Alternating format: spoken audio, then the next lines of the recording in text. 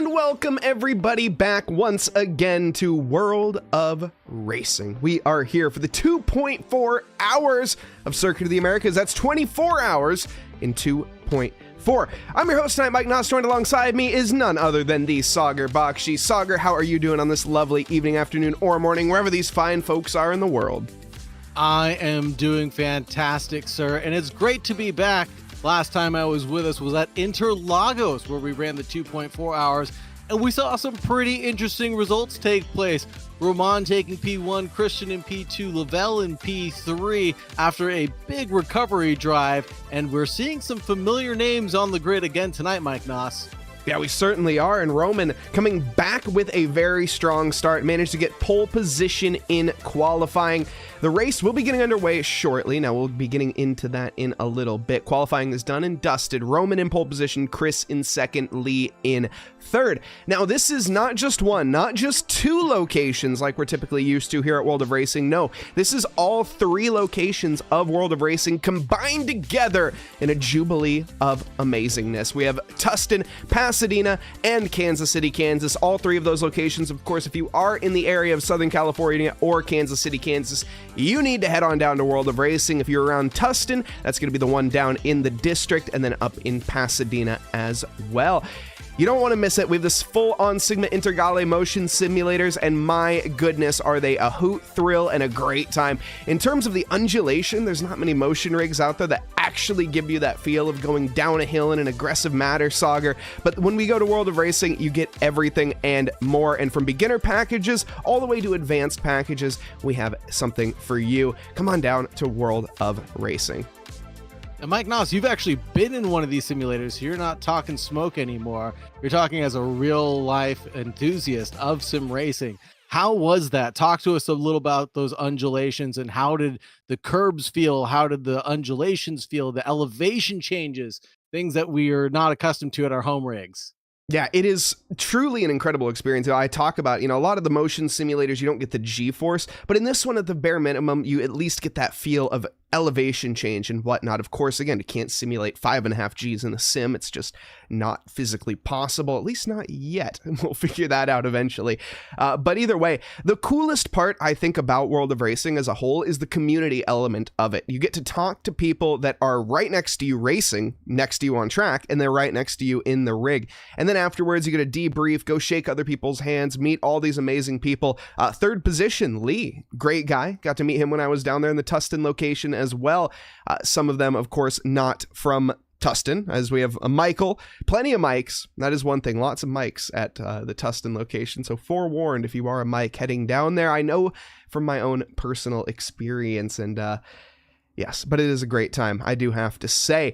And speaking of great times, this 2.4 hours is going to be an incredible one. We have a jam-packed action. Let's talk a little bit about COTA, Sagar. We haven't talked much about this track just yet. It is 3.4 miles, 20 corners, 11 to the left and 9 to the right. And it has a little bit of everything. This is a track that takes inspiration from multiple tracks across the European circuit, including Hockenheim, various other tracks around as well from Herman Tilke.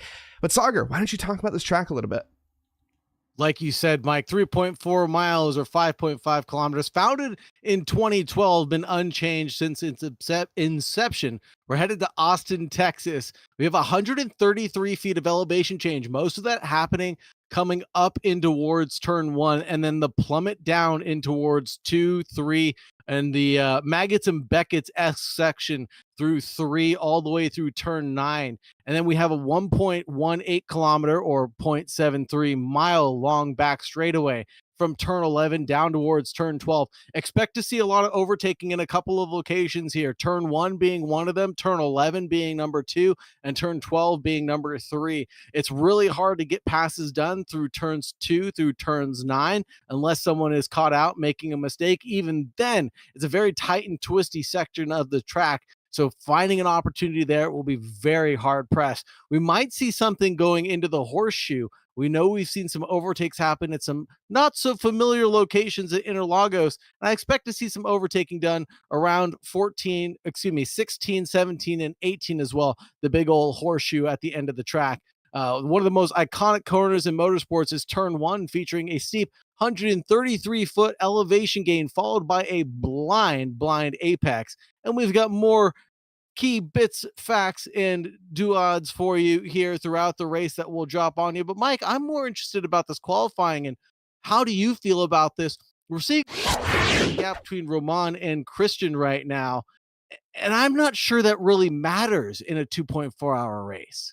No, this is a race that's going to be purely about survival from the word go. Yes, lap 1, you can make up the most amount of positions, but we all know the saying, you can't win a race on the first lap, but you certainly can lose it. And we can see everybody in the same machine, the BMW hypercar. Yes, no, that's not really what it is, but it's also kind of what it is. It's of course, RSS performance model from Race Sim Studios. So a very, very good mod, a beautiful looking machine as well in terms of the design of it. I can't quite get the best angle just yet, but I'm sure we'll get into it here very shortly and be seeing that angle. We got Lee in chat as well, so one of the racers needs to be focusing on the prize ahead, because we can see we are gridded up and ready to go here. This is going to be the start of the 2.4 hours, 2 hours, 26 minutes on the clock, and this is where the driver's nerves are going to be at their all-time high. Lights are coming on now. Roman on pole position with Chris alongside, and this is going to be the calm before the storm. And the storm has begun. Safety car. What is going on here? We have one car moving. We have the safety car taking the lead of the field to pick up the pack, and the safety car will pit at the end of the lap, and then we will resume the race.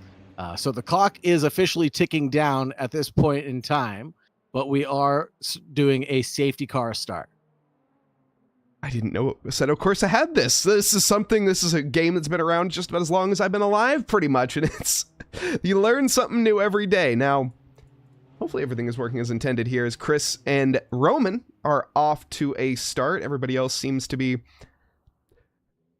checking, folks. Christina, welcome in chat as well, ladies and gentlemen. Woo, let's go.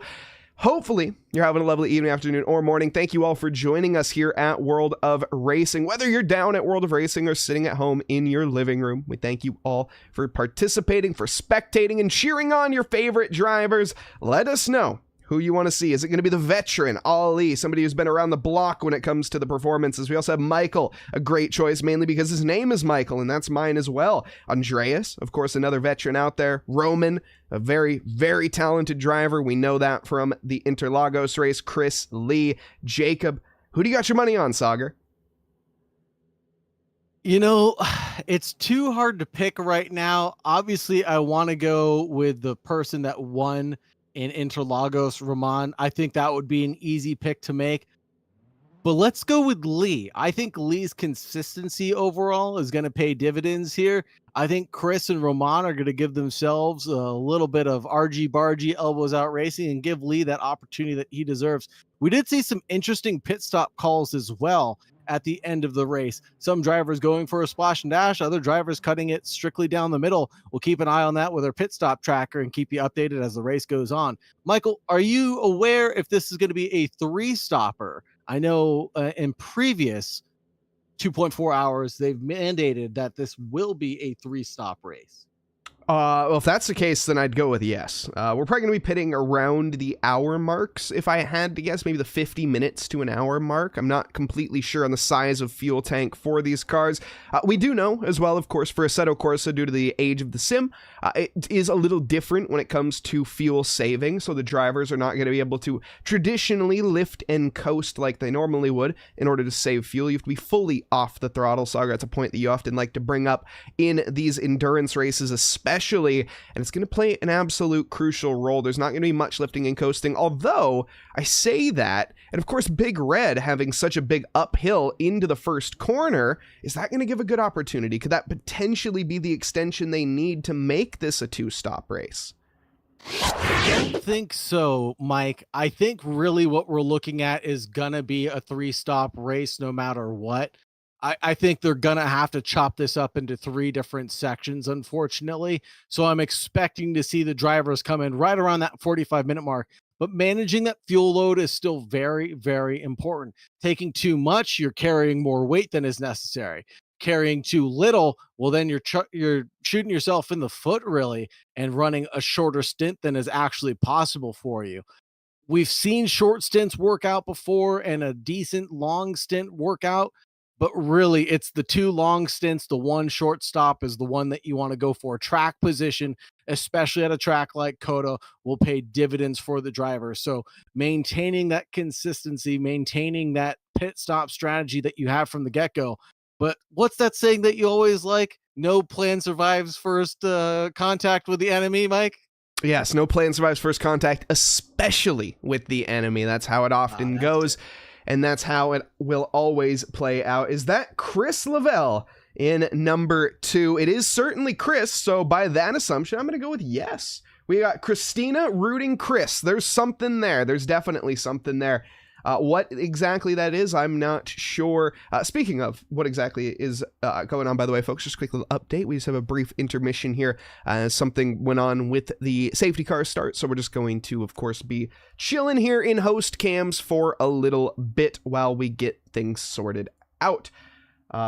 Christina, let us know. Where are you watching here from World of Racing? Again, fans at home, who are you rooting for? Who do you want to see take the win here tonight? Or just get off to a good start. As we often say, we talk about taking the win here, but to finish an endurance race, Sagar, we often mention this is a win in itself, especially some drivers coming in, they're new to, maybe not new to sim racing, but newer to endurance racing at the very least. And this is going to be something that maybe some drivers have never participated in. You're going to have lap traffic at a certain stage. You're going to have troubles, you're gonna have tribulations, and you're gonna have to get through the challenges of your calf cramping up every 5 minutes and your arms getting a little sore. Again, these when I was at World of Racing, now thankfully they all have a little stream deck right next to you, and you can adjust the force feedback as well as adjust the racing line at various other camera angles, so they make it very streamlined for you when you do want to if you get a little tired, for example, wrestling that I guess, what do they have up to? 8 Newton meters, 11 Newton meters, I can't remember which.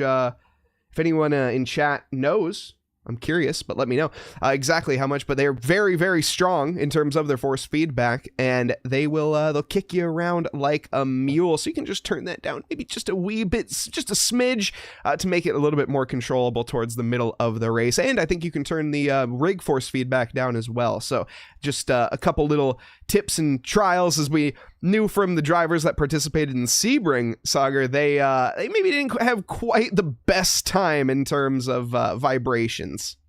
Oh, I bet the bumps at Sebrings felt so crazy there. Definitely a track that you don't want the field force feedback turned up to 11 on. That's for sure. But Mike, you brought up a great point. Endurance racing isn't everybody's cup of tea sometimes, or getting used to endurance racing takes a lot of practice, takes a lot of endurance, intended, and it takes a lot of skill and tenacity. So the drivers that are coming out here to at least get this practice are doing themselves justice by just showing up and making it to the finish line. It's the ones that don't make it to the finish line are doing themselves an injustice by not giving themselves the opportunity to learn and grow. You're never going to win your first endurance if you don't lose a couple to begin with. Yeah, absolutely. And also, just want to take a quick little moment here. We'll get back into that and touch on that in a second here. But I am loving what I'm seeing here in the chat. We got Christina, a racing fan down from Pasadena. We got Andy Lee cheering on Ramon. We got some cheers for Jacob over here from Thomas. We got Kansas City World of Racing here as well, live from Kansas City. Let's go racing, folks. Hope everyone is having a lovely evening, afternoon, or morning, of course. It is a 4:19 in the afternoon currently here for us Pacific folks, and I think over in Kansas City, Kansas, a nice little 5:19, so an hour ahead there. We're going to be going down late into the night for them, not so much here in the Pacific side of things. And, Sagar, for any, I see maybe some newer racing fans here in chat, why don't you talk about what are these cars doing? Why are they weaving around all of this and trying to drive all sorts of aggressively, it seems, on this outlap? Aggressively to some, intelligently to others. What the cars are doing is they're trying to weave to generate heat in the tires as much as possible. When you drift over from one side of the track to the other, you're elongating your path of travel. And what you're doing is you're scrubbing in the tires to try to generate as much heat as possible. So turning the wheel as much as possible, accelerating and then braking. You might even see some drivers dragging their brakes a little bit to pass through the heat that's generated from the brakes into the tires themselves, the carcass. So be aware of that, drivers, if you are trailing behind someone that's maybe going to slam on the brakes a little abruptly going into one corner rather than where you expected them. And the safety car comes in, Mike. Yes, indeed. Safety car is going to be pulling in. Another thing that you won't be noticing too much, but the drivers are also going to be hitting their brakes, getting their brake temperatures up as well, especially into the braking zone at COTA here. Very late, very aggressive, and you want to make sure they're fully up to temp. Here we go, folks. Roman becomes the de facto safety car. Chris alongside. It's a whole gaggle of cars, and we're still weaving around here on the straight. Green flag is out, and we go racing here at World of Racing. We're 3 wide now at the start. Chris, Roman, and Jacob down into the braking zone of 1. Jacob is going to be the one with the advantage. Chris slots in behind, but Roman here sneaking his nose to the inside potentially. He lost out so much here at the start. Has to tuck behind in the S's, and especially through this sector, Sauger, it's going to be nip and tuck for everybody. Wow, and it's super close up at the front. Jacob, Chris, Roman falling down 2 places off the start. Maybe he was just caught sleeping there or didn't have his tires up to temperature that he wanted to, and he's just playing a little bit safe. You know, is it too late to change my bet? I didn't know Chris was Chris Lavelle. After watching his performance at Interlagos, after seeing this race start here, it's been quite exciting to watch his races progress. So I might put my money on him as we just go to a little side-by-side action between Roman as we chase down Chris Lavelle. Amazing job there. Change between positions for the OGs and Kyle. The OGs get past Kyle for 10th and 11th place. From here, this is the best overtaking zone on the track. The exit of turn 11 and the run down towards turn 12. Nice little move to the inside for Ali. He tries to get J-Rod there dispatched, but it's going to be the inside fight now for J-Rod into 13. He's going to be able to run Ali out wide now. Try to seal that position up nice and tight. Ali not able to get by J-Rod just yet. Lee still holding on to 4th position here. Now, he started in 3rd, but nothing to shake a stick at in terms of the start. It's really the story of Jacob here. Started in 4th position, made his way all the way up to the top here on the first few corners, and now he's looking to walk away with this one, already a 2nd lead over the field. That is amazing. Jacob starting from 4th position, working his way up to P1, doing a great job keeping this race under his foot right now. And then in P2, we have Chris, Roman, Lee, J-Rod, Ali, Miguel, Goofy Goobers, Andreas, the OGs, Kyle, the other Goofy Goobers, and then Michael, and then the safety car rounding things out. A little bit of a shake and bake there between Kyle and the OGs going down in towards turn 1. Kyle getting one done past the OGs. And that was a beautiful overtake. We said where the hot spots were going to be turn 1, turn 11, turn 12. And we're definitely seeing that right now. And there's a car going off through the runoff area. Was that the OGs? It was. And hopefully they are safe with that rejoin, because that could have been disastrous for any car caught in that crossfire. Whoa. What's happened? No, nothing's happened here. The timing tower has decided. Yes, you're absolutely right there with the OGs. Just a little bit hot through the S's. It's a very easy mistake to make, and really just got to be on top of the rejoin, and they absolutely were. Great job there to the OGs, and that's a really good point as well, is this isn't necessarily just a one-man race. We got teams out there, so the OGs, of course, having a bit of team play being involved here, and I'm sure other drivers with some teammates as well. They're going to be using IRL rig swap, so I can only imagine you grab the other person by the collar, rip them out of the sim rig, and then get yourself in. Okay, maybe not to that extent. I wouldn't recommend that, folks at home, but use your imagination. I could picture that. And hopefully you're very good friends with that person, because I imagine that sim seat is going to be well and thoroughly warmed up before you plant your tuchus inside of it. So hopefully you're familiar with that special someone and not too afraid of absorbing maybe the sweat that's pouring out of their orifices. Because I know when I'm racing, I get quite sweaty, Mike Goss. How about yourself? Things I didn't want to think about for 500, Tom. No, that is A vile thought. Here's Ramon, by the way, J-Rod, excuse me, going for a move down to the inside of Lee. He gets locked up to the fronts there, just enough, though, to get the job done. Lee providing him with a little bit of space. He says, I choose life over, well, the alternative, which, you know, fill in the blank for the YouTube demonetization purposes. But J-Rod carving his way up through the field like a Thanksgiving turkey. Started 7th, up to 4th. Amazing job. These guys are doing a really great job of staying close with each other right now.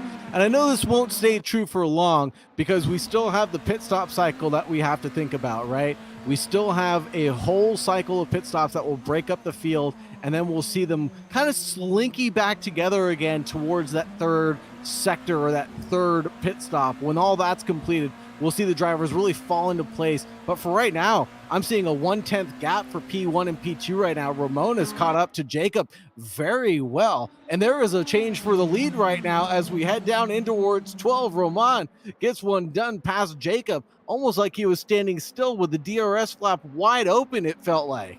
Yeah, that was a rate of knots of a difference, pretty much. Jacob, really a sitting duck, not much he could do there, and he just lets Ramon on through, which is a smart move, because on the next lap, we're probably going to be seeing an alternative, or, well, I guess a repeat, shoe being on the other foot, though.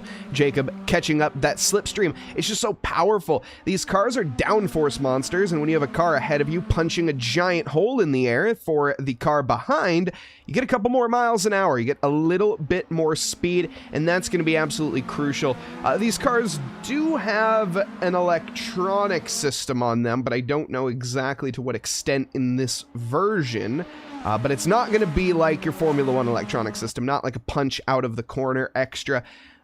More virtual energy style, I would imagine, so think of it that way, but honestly, I'm not sure. The OGs and Kyle doing it again, leading down in towards turn 1. Looks for a move up the inside line, a little lockup of the brakes, and are they going to touch? Just barely avoid disaster.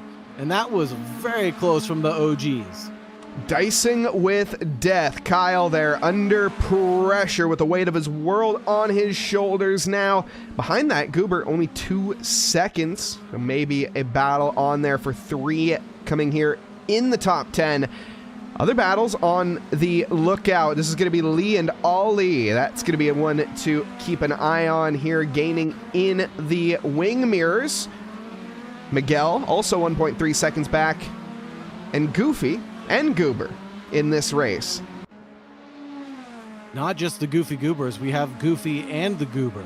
I'm a big fan of Goofy, the cartoon character, but again, like you said, for monetization's sake, we'll stay away from that one in case Disney decides to come after us. But look at these gaps, 1.1, 1.2, 2.7, 1.7, 0.7. We're just seeing really close gaps, and then the OGs and Kyle just ever changing their positions. The battle for 10th and 11th is just as spicy as the battle for the top 3 right now, Mike. Yeah, absolutely, and it's going to stay that way, it looks like, for the foreseeable future. Now, Sauger, I have to double check this. You do know what Goofy Goober is, right? It's a silly person. No, oh, like, no. I'm a Goofy Goober. Well, yeah. We're a Goofy Goober, yeah. We're all Goofy Goobers, yeah. Goofy Goober, yeah. Yeah. You're aware. Okay, I'm just checking. Oh, that's going to be a little goofy mistake from Kyle as he parks it on the infield there. Exit stage right, or left, as that's going to be for them. A big mistake, but only small consequences. The Goober has gotten by. That feels wrong to say. And fortunately, only a little touch with the wall there. Shouldn't have incurred too much damage, but the battle between Kyle and the OGs has been concluded. Now we're looking at the battle between Lee and Ali, and that's going to be a tongue twister I'm going to hate to say a million times again, so hopefully they get separated by some margin sooner rather than later. But a 1 second gap as they come through sector 1 and leading down towards turn 11. And then we'll see what happens when we get down to turn 12. I have a feeling like Lee is going to be within spitting distance of the car in front of him. Chris still hasn't left Jacob. This is another conversation to keep an eye on right now. I really thought that Jacob was going to be able to keep up with Ramon, but Ramon's seemingly just really disappeared into the sunset right now, into the Texas sun, down into the braking zone, everybody locking up, it seems. These cars are really difficult to control, and as they continue this locking up saga, this is most certainly going to spell that 3-stop that we predicted, and it might not even be due to fuel. The tires are going to be absolutely hurting by the end of the first stint. Agreed. The tires will pay the price here, especially through Sector 1, getting through that Maggots and Beckett's-esque section, weaving from left to right, right to left, over and over and over again. The amount of heat that's generated in these tires will really be punishing on them. And you can even see some of the drivers having a bit of a wiggle coming out in these high-speed sections and then getting back onto the accelerator. They're pretty planted. They're pretty good looking forward. Let's take a look at the battle ahead of this. Jacob and Roman are within 1/10 of each other right now. This might be a move going down in towards turn 1, but Jacob thinks better of it and thinks better of it to clatter his opponent, Roman. Unfortunately, I don't think that was intentional. I think the car in front was just going a little bit slower than expected. And there's my boy Lavelle taking P1 away right now. But the battle between 2 and 3, no harm, no foul. The battle has resumed. How did that gap come down so quick? Did Roman make a mistake initially? Because that gap was over a second and immediately came down. That was very odd. Okay. Either way, yeah, lockup from Roman. I don't think that was Jacob's fault by any stretch of the imagination. It just kind of was what it was in that case. Cars can only decelerate so much. Now, we do have stewards live at World of Racing, so there will be taking a look at that and making a decision justly. Roman, though, now being the aggressor he was aggressed onto, and is he going to be able to get the overtake? This is the best overtaking opportunity on the exit of 11 on the run down towards 12, but he is not going to be close enough on this occasion. You got to be at least within 3/10, I think, to get the exit and get the move to the inside, and that's assuming the car allows you to the inside. And that is going to be a hard-pressed move for Roman to make, going around Jacob here. I think he's going to have to wait until the entrance of turn 1, maybe give a little bit of payback leading down in towards turn 1, make a dive up the inside line, park it on the apex, and then accelerate out in towards turn 2. I think that might be the next opportunity for Roman to get his chance back. The 25 trailing the 27, the 28 leads right now.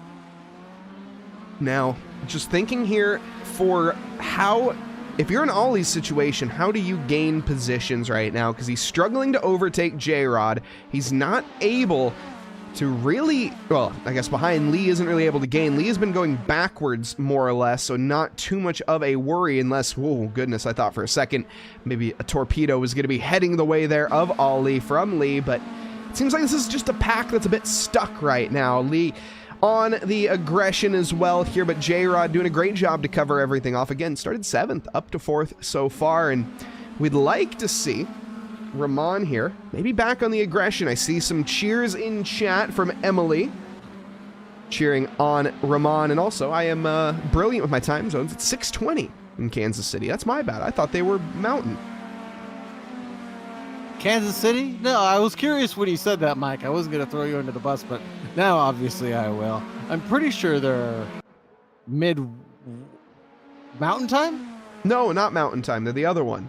Central? Yeah, Central. Central Time. Yeah, the other one. The other one, other than the Eastern one, you know, there are yeah, 4, exactly. but you know what I was talking about.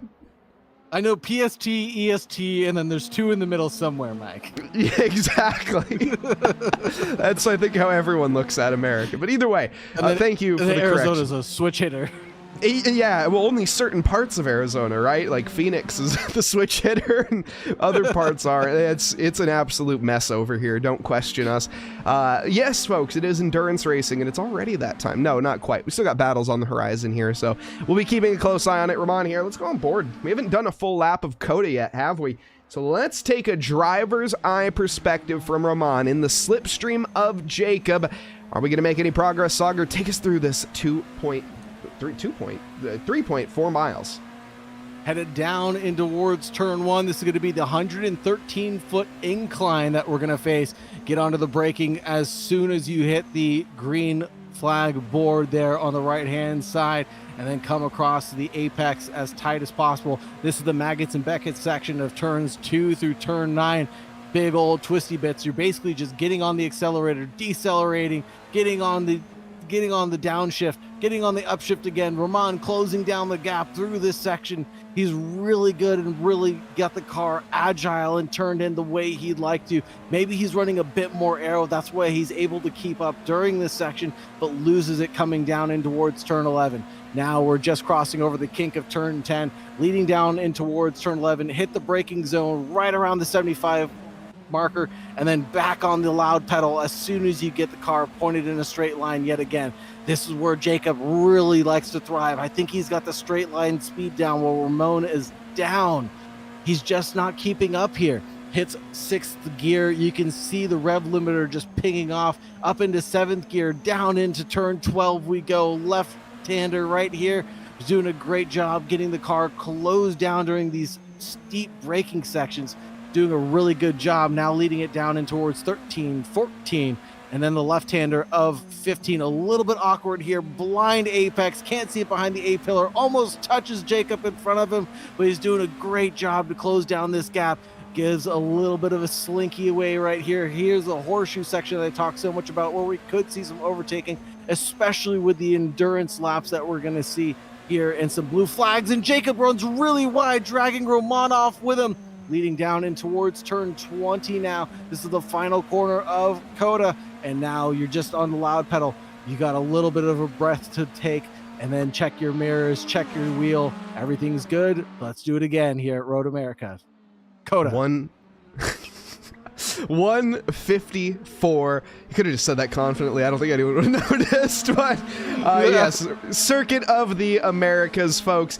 Brilliant track. I know it's maybe not the favorite of all drivers out there, but I personally love this track. It's got a little bit of everything. Again, designed all the way back in, yes, you guessed it, this is a historic track. Yes, 2012. No, okay, it's a little bit newer of a circuit, but designed by Herman Tilke, I think is the one that, did he design this track? I'm going off of memory as Yes. I'm checking my notes, and I'm not for some reason seeing that. I thought I had this in my notes, but he also designed, of course, various other circuits such as Istanbul Park, Hockenheim, Silverstone, and a couple other ones as well. Again, off memory here, but here's Roman trying to go for the outside line now, as Jacob will not give him the inch, but it's still...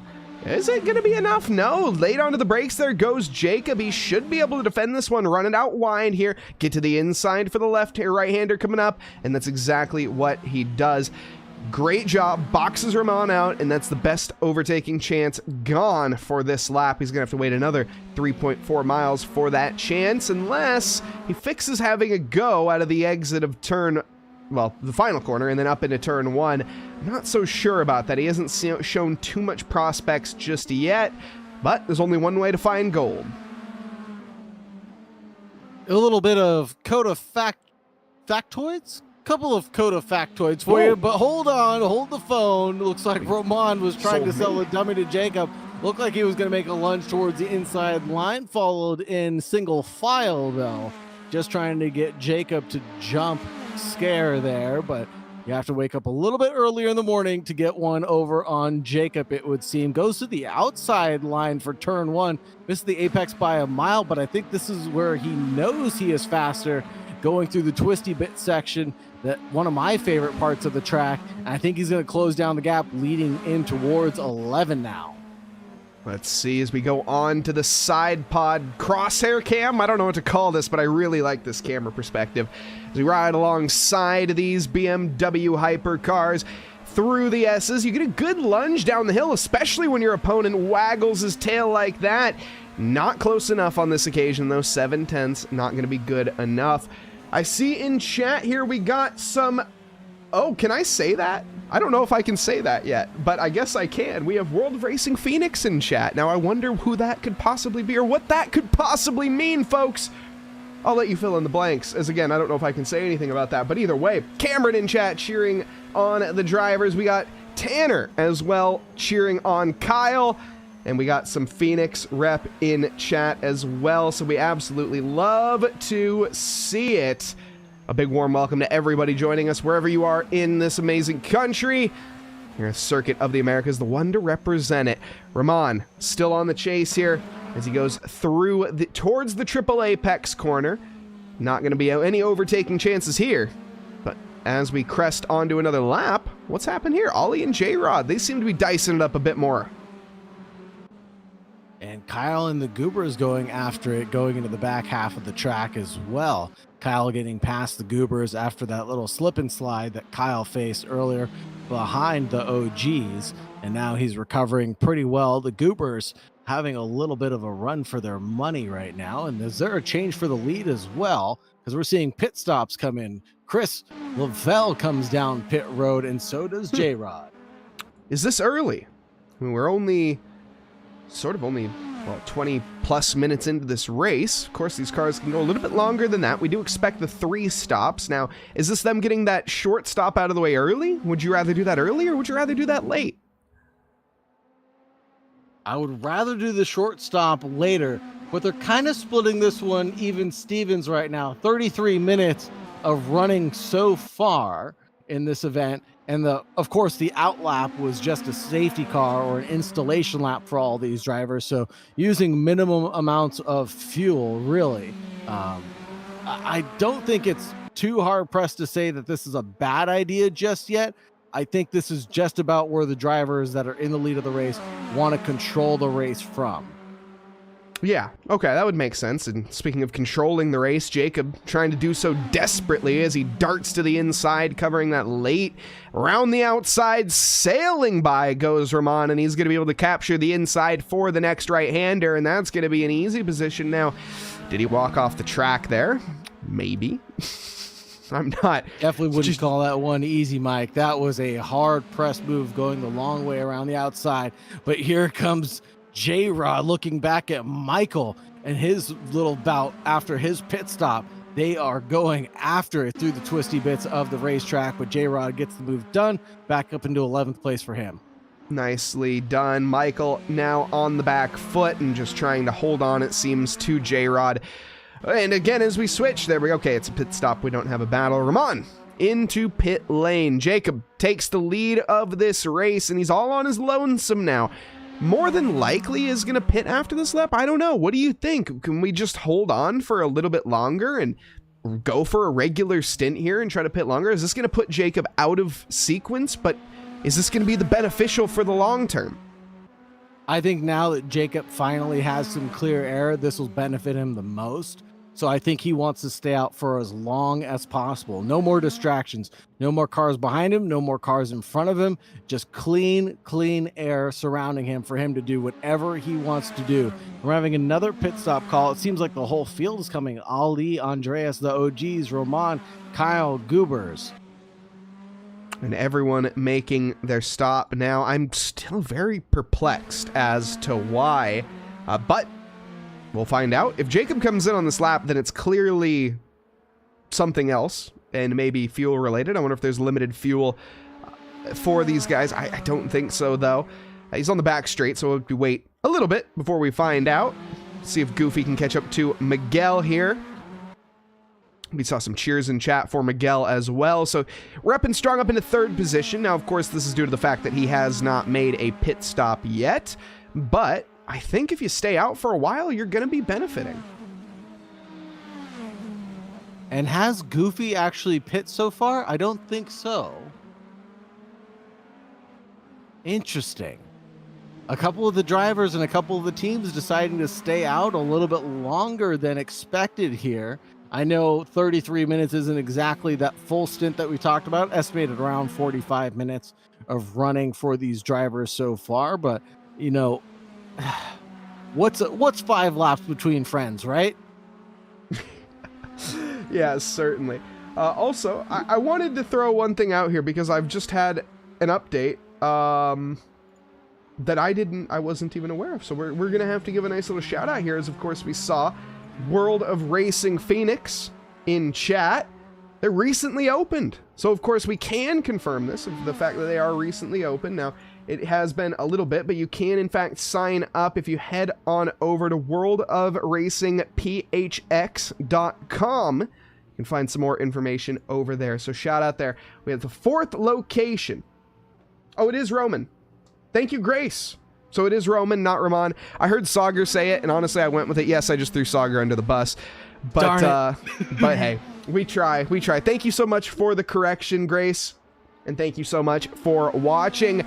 Look at this. My boy Lee. He's leading this race. Beautiful. And Roman is down in 9th position right now. He's got a long stack of cars for him to catch back up to the rest of the field. You know what I need, Mike Noss? I need a World of Racing San Jose, California. That's what I need. Need to get one up here in Washington first, but you guys down in California got enough, okay? Look, I gotta already drive. Okay, look, maybe that's a bit harsh, but I'm just saying, I gotta drive, what, 18 plus hours? I basically would have to drive what I did the math, I think it was like 76 laps of Laguna Seca to get from World of Racing to Laguna. So if I was to do that, by that logic, it'd probably be somewhere around the hundreds of laps, probably like 300 plus laps of Laguna Seca for me to get down to World of Racing by car. Now, of course, yeah, airplanes exist. It's minor details. There's a certain caliber of person that measures things in laps around Laguna Seca, Mike. I just wanted to throw that out there. I'm weird, yeah. Hey, look. What of it? It's endurance racing, okay? We got to find the weird fun facts, and it's weird, not weird, but a fun fact. We're seeing a position change here, and it's Andreas under threat from Miguel and Chris. And wait, what? Okay, Andreas, really no interest. No, that's Miguel. Excuse me, Miguel. No interest in playing ball. He just allows them to walk on by there, and Chris and Andreas are allowed to fight amongst the ranks now and see who comes out on top. That was very interesting. I was scared for a moment, bated breath there, seeing a 3 wide go down in towards 12, but the drivers having a better sense of their spatial awareness than I have from these camera angles. Very clean overtakes, very smart maneuvers from these drivers.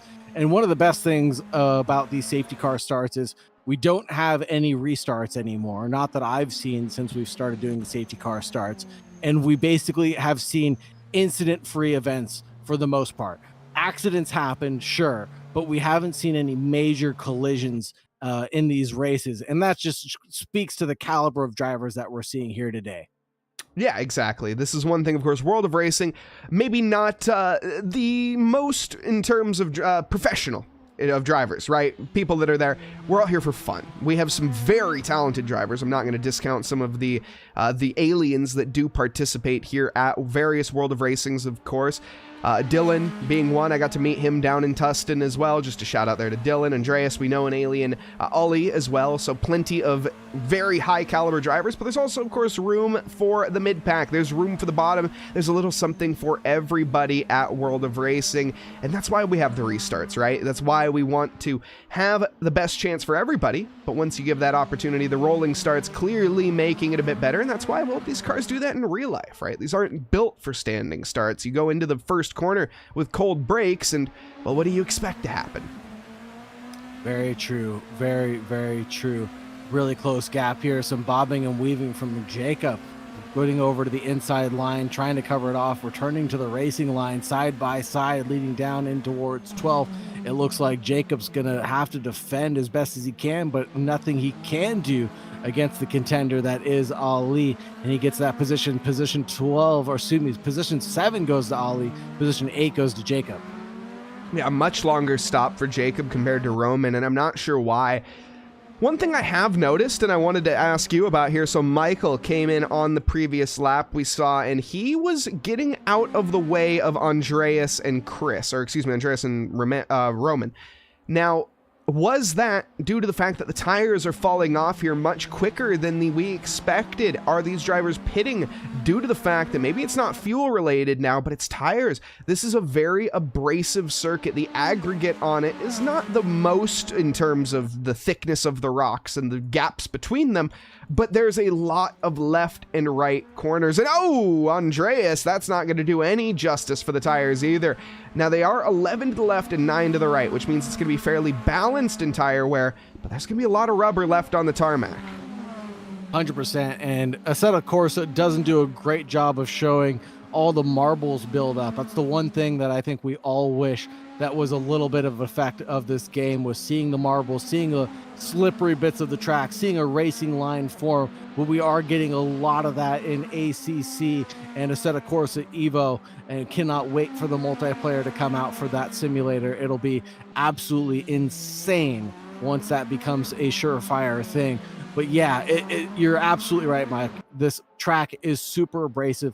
The one thing that Assetto Corsa does really pride themselves on is going to be tire wear, and tire wear just not helping Andreas out here, as Roman, in the 5th place tries to go for a move, and he does get that one solidified on the inside line to turn 12. The two RSS cars go side by side, almost collateralizing each other, going off of the racing line there and off the track. But these drivers are so well balanced and performing at such a high level right now. As far as amateurs are concerned, these guys are doing a fantastic job, in my opinion.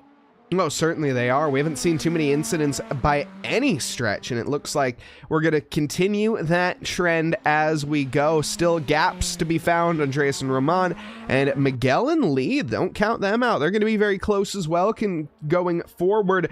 We have in chat as well, is it Ulysia or Julicia? Probably Ulysia, I'm assuming. Cheering on Chris, Ali, and Andreas. You absolutely love to see it. And I don't know why I thought that cheers emoji was a musical emote, so I kind of in my head pictured you singing that. I don't know. I'm, again, a bit weird, but hey, this is what you get. Andreas, he loves to hear the cheers.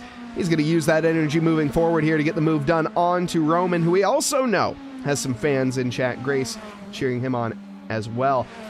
Mr. Claudius? I don't know. Maybe no Roman Empire jokes. Okay. Let's stay clear of that one. Lee and Miguel still having to take their mandatory first stop. Well, not mandatory. I guess it is going to be an optional first stop when they decide to take that. But we're running about 45 minutes deep into this one, and the tires have got to be falling off as well as their fuel. But unless they ran with a really high fuel load, they've got to be running qualifying stints at this time. It's very interesting to see Lee and Miguel stay out in front of the rest of the field. 32 seconds is the gap right now to J-Rod, who I believe has taken his pit stop. Yes, he did at 1:57. So around 7 minutes ago-ish. And J-Rod should inherit the lead of this race, interestingly enough. Yeah, I'm just looking at the current results of this race compared to the finishing results of the previous. And with Roman winning, Christian in second, Lavelle in third. So that's going to be Chris, of course, running in third for that one. Where did Chris go? Why am I blind? Where did Chris go? 4th place right now? Oh, I'm blind. Yeah, okay, that's why. Yeah, fair enough. So he's well on his way to making that one happen. Jacob as well. No Jacob in this race, huh? Oh, no, there he's in 8th. Again, I'm blind. I'm absolutely blind tonight, Sagar. What is going on? And they, interestingly enough, split up the Goofy Goober team to where now we have Goofy and the Goobers. It threw me for a loop at the beginning of this one, but it's good to see them back out and both competing in their own rigs this time. Splitting up that team, as it seems that Goofy is in 9th place and the Goobers are in 13th place, or Goober. And very interesting. Ali and Andreas inverting their positions for 6th and 7th. Ali getting the best of Andreas, leading down into wards. I believe that's the horseshoe where they moved done. Sorry, I'm just trying to read this message in chat and parse it. Just give me a second. Jackson Soto, welcome. First, oh no, Goober. A bit of a Goober mistake there on the curb. We'll be looking back at that one saying, I shouldn't have done that. But no harm, no foul, no floor damage to be found either. So just moving forward and keep it on, keep it on. Now, Jackson, tell my Pookie Wookie Leith to pick up the pace. Lee. Ah, yes. There you. Is it Lee? Leith. I mean, that's a pretty bad misspelling. No offense. If that's what the he only meant. thing I can think of. It's And not. Speaking of Lee, coming down pit road now, the number 26 entering at 1:43 on the clock, and hopefully going for a quick splash dash, get a new pair of boots, and hit the rubber to the road one more time. That'll promote Miguel in towards P1 and allow a couple of the rest of the drivers to get by here as they go down towards turn 1 yet again. J-Rod, then Lee, J-Rod, then Chris, then Lee. Roman gets by as well. Will Ali also inherit a position? He does. Very long pit stop for Lee, seeing about 106.8 on the pit lane timer. 106.8, your local radio station for everything COTA. I don't know why that popped into my head when you said that, but sorry, that was really random. I was doing commentary on Monday for a sim group, and I was saying 106.5, 106.6, 106.7, and that's all that went through my head, Mike. You're not alone in that one. I just kept on thinking radio stations. I'm glad. That's that was a good one, though. That'd be a good radio station. No, either way. Goofy is who Jackson Soto was talking about. So Goofy currently rocking 16 seconds back from Jacob in P9, 7 seconds ahead of the OGs. We also see Miguel in P1. Baby, let's go. I love that. Phoenix is leading. Phoenix is leading the pack right now. World of Racing Phoenix recently opened, folks. If you guys are interested, do check it out. We now have 4 locations located in, yes, you guessed it, Phoenix, Arizona, as well as Tustin down in Southern California, Pasadena in Southern California, and last but certainly not least, Kansas City, Kansas, where we have multiple drivers racing from tonight. So big shout out to all of those cities, and I hope everyone's having a lovely evening, afternoon, or morning, wherever you are in this fine world. Whether you're joining us from World of Racing, whether you're watching the VOD afterwards, or you're joining us from across the world, I don't know. We thank you for watching here. Circuit of the Americas, folks, and this being the World of Racing and the World Center for it, pretty much, or at least America's Center for Racing. Probably one of the, if not the best tracks in the North Americas. You love to see it. Absolutely. This is a great track for racing, and glad to be here. Barring Laguna Seca, of course, my home track is being my favorite. Lee running in 6th place right now after that pit stop. Miguel, J-Rod, Chris, Roman, Ali, Lee, Andreas, Jacob, Goofy, the OGs, Kyle, Michael, and then Goobers round out the 13 drivers here with the World of Racing team. And we are having a humdinger of a time. 1 hour and 40 minutes remaining on the clock for the 2.4 hours of COTA. And Mike, one thing we haven't talked about yet is when the darkness shall fall. Now, will this be a night race? Well, yeah, well, eventually we will be getting there. Of course, the time is multiplied, so we'll be seeing all sorts of different conditions. We should be finishing in the day, but we will have a night stint for these drivers, and that's going to be all about survival. You really want to just keep the car on the track. The temperatures are going to get cold. It's going to get slippery. You just have to survive and really not worry too much about anyone else around you. If you get into a battle or if someone catches you, you might just let them by and worry about them later. It's not going to be the most exciting time for racing, I'll just be honest. It's known as the midnight stint for a reason. But then, of course, happy hour comes around that 6 a.m. when the track gets a bit more temperature into it, and then we'll be seeing the fastest laps of the session being set. Now, that was a stint for Miguel. 51 minutes. Unbelievable length of time. Did a really great job of driving that one forward. He's doing a very good job commanding that race pace and driving those tires pretty much down into the dirt to finish off this stint. And he's going to be coming back in P5, I believe. So doing a good job to improve his standing so far. Now, I have a little fun fact here for anyone curious, because why not? So I don't even know how to bring this up with being relevant. But either way, the distance from Phoenix, Arizona, from World of Racing Phoenix in Phoenix, Arizona, to Circuit of the Americas, as of course this is the closest track to Circuit of the Americas, would be about 297 laps. We'll call it 298 because we got to round up. laps of Circuit of the Americas, and that would take you roughly 9 hours and 34 minutes. No, 9 hours and 20 minutes. At 153 lap time, so you'd have to be pretty bang on consistent. 153 lap times. Measuring things in COTA laps now, not Laguna Seca laps.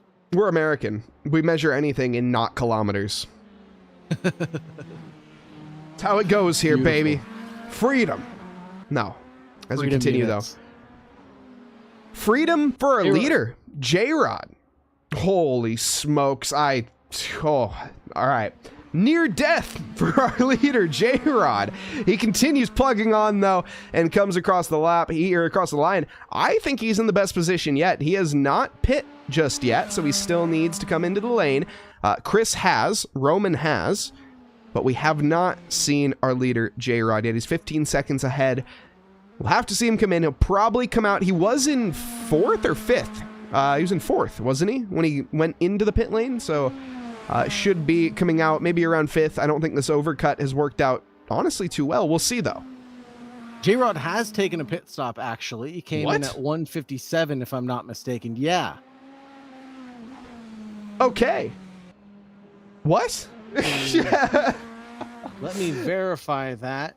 Yeah, J-Rod's so an all the animal. drivers have taken 1 pit stop. The Goobers have taken 2 stops so far.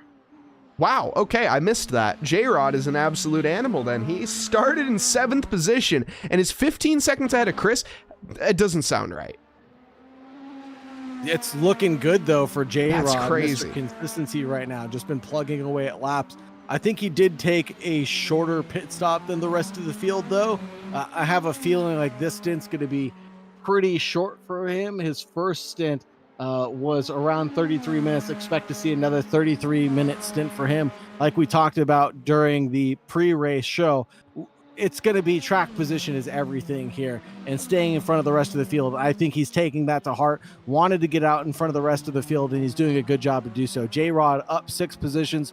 Chris right where he started in P2. Roman down 2 positions from P1. Ali up 1. Lee down 2. Andreas up 3. Jacob down 3. Miguel down 2. Goofy down 1. The OGs up 1. Kyle down 1. Michael and Goobers right where they started in 12th and 13th respectively. You know, before this broadcast, Sagar and I were talking about having a dog in you, and for anyone that's outside of America, sorry. Won't explain that one, but if you know what I mean, you know what I mean. J-Rod has that dog in him. This is an absolute animal out there on track right now, plugging away and looking like the favorite to potentially win this race. His pace is unmatched. I just don't see him being bested, I don't think, barring an incident. He is absolutely tearing this circuit up right now, and Chris and Roman pretty much left with their jaw on the floor in awe to see what they can do as a response right now. Ali, though, back 7.5 seconds, 8 seconds from Roman. Will be trying to catch. Lee has gotten by. Who was he battling a while ago? No, it was Ali. He hasn't gotten by Ali. He's still behind 4.5 seconds now. And we see Miguel just moving ahead of Andreas as he is coming to pit lane again. Now, Kyle here. We have Tanner Henry in chat shouting out his buddy Kyle, saying, Kyle, if you get at least P5, we've got a steak marinating in the freezer we're celebrating with gang. Now, Sagar, having the steak still in the freezer says you don't have a lot of confidence in your boy. Yeah, that's a good. It's a darn good point. You got to thaw that thing out. Yeah, you definitely got to thaw that thing out before you throw it on the grill. I will give that to you, Mike. You can't have it marinating in the freezer and then celebrate right after the race. It's just not going to work out well for you. Should have that thing puppy at plumping least 6 ready hours in the of shelf fridge. time. So Tanner throwing his buddy under the bus. Oh, wait, is it? Excuse me. That's Tavener. My apologies, Tavener. I'm looking at it on a very small screen. My bad. It's Tavener. My bad. Apologies. Throwing Kyle under the bus there a little bit. He comes into pit lane regardless. The 2:02 lap time there. But steak dinners probably not on the horizon, even if he gets a P5. Let's check out Jacob and Miguel, the battle for 6th and 7th. Jacob just got by Miguel on the entrance to turn 12. And now we've got a three-way battle, a little menage a trois. No, that's not a menage a trois, because I believe that is the Goobers behind them, if I'm not mistaken, the driver in 13th position. And Jacob goes off into the gravel trap at, I can't even tell where he is at on the racing surface, but he is off and it warps back to pit lane, if I'm not mistaken. I wonder if that was a technical difficulty. That happened awfully quick. I certainly hope not. That's never what you want to see. And Jacob, of course, in contention for the race win at one point. Finished last race in P6. So was looking for an improvement from that, but looking not quite in that manner, unfortunately. We also have some more cheers in chat for, I think it was Goober? I think is not Goofy. I can't remember who was who, but I think Leith is, I'm assuming how you pronounce that. Leith is Goober, I think. I'm not confident, but.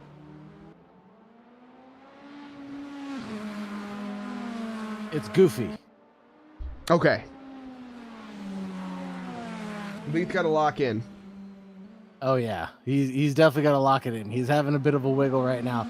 Someone told him about the steak, and he's jealous. The steak is for Kyle. Oh yeah, okay, fair. Well, I think he's jealous about the steak. I wouldn't be jealous about a frozen. I mean, I'd be jealous about a steak, but I wouldn't be jealous about a frozen steak. Like you said, not a lot of confidence in that steak offer. No, definitely not. See, keeping that one for another special occasion. We'll keep that one in the freezer. Here's Cody J-Rod down pit lane right now at 131, banging on the pit limiter. And I said this was going to be a very short stint for him, and this is a very, very short stint for him. Looking at about 26 minutes. Wow, that was a short one. Yeah. Very interesting, because I expected him to really take that advantage that he had and keep pressing it as we go on. But it seems that he's kind of given that one up. I don't know. I thought there was more in that strategy, but I wonder if he didn't take tires. I wonder if there was something in there that we just didn't know. But unfortunately for everybody, that is going to be J-Rod back into pit lane, and he is losing ground from where he was. He was in 4th. Now he's in 5th, and it looks like he should be able to hold that from Miguel. And he is out again with a 102.3 pit stop time. So again, a very quick pit stop coming down pit road. I will imagine that he did take tires and fuel as well, but expect to see another short stint from him. If he plays his cards right, two 45-minute stints should get him to the end. So that might be the play he's going for now to make it to the end. Oh, okay. Now, does that change anything, though? I don't think it does, because I think all the other drivers are still going to be able to play that two-stop to the end, right? They will be able to play the two-stop to the end, but the predicament that a lot of drivers will face is that they might take too much fuel at the end of the race. I think J-Rod has played this just about right to where he's got two 45-minute windows to kind of stop in. So he knows that he can go as long as 51 minutes if he needs to, as short as 33 minutes. He's kind of playing with that fuel load to see where he likes it, I think. So I think he knows that he took a regular fuel load now, try to run that 44 minutes, and he's going to get the nail on the head for the last stint. Rather than some drivers having to guesstimate how much fuel they're going to need to make it to the end, I think he's just going to get it pitch perfect within a lap or two. That makes a lot of sense. Yeah, I think, and that would actually put him probably ahead of where he was, and I was going to put him ahead of Roman and Chris, who are actually fighting right now, or at least looking like they're going to start beginning to battle. Potentially, this could still be in the cards for J-Rod. We'll just have to wait and find out. Where did he finish in the last race? He didn't finish in the last race, or didn't participate in the last race, one of the two. But J-Rod doing a good job here of strategy. Now Roman and Chris, they are back at it again here. And now coming in down the hill into 11. This is your best overtaking setup spot, but I think with a 5/10 gap, 6/10 gap, Roman's going to be a little too far behind on this occasion. It's all about the exit, though. And as he closes it up by just a smidge, or not, he is going to have to work a little harder. Ooh, and Goofy having a bit of a moment coming out of turn 19, just had a slip and slide moment, just got sideways on the entrance to 20. Super unfortunate there, but we're locked into this battle for P1 and P2 between Chris and Roman. 4/10 separating the two of them coming through the twisty bits. We know who has the optimum car for this section of the track, but no, can't do anything about it just yet. Waiting till the start finish straightaway is just going to be a pain in the rear end for any of these drivers to be that patient, but you have to be here at COTA. And sorry, again, just being distracted in chat here by the steak talk. Now, a recommendation here, if you're bringing that out, you can place the steak in a sealed bag in cold water, and you can kind of change it every 30 minutes. But it's going to be tough. I don't think that steak's going to be ready by tonight. I hate to break it to you, but getting the Everclear shot mixers out, holy smokers, that would be... Holy, okay. That, on your own discretion, be responsible. Unless you're gonna, can you sous vide a frozen steak? I don't know. I wouldn't recommend it.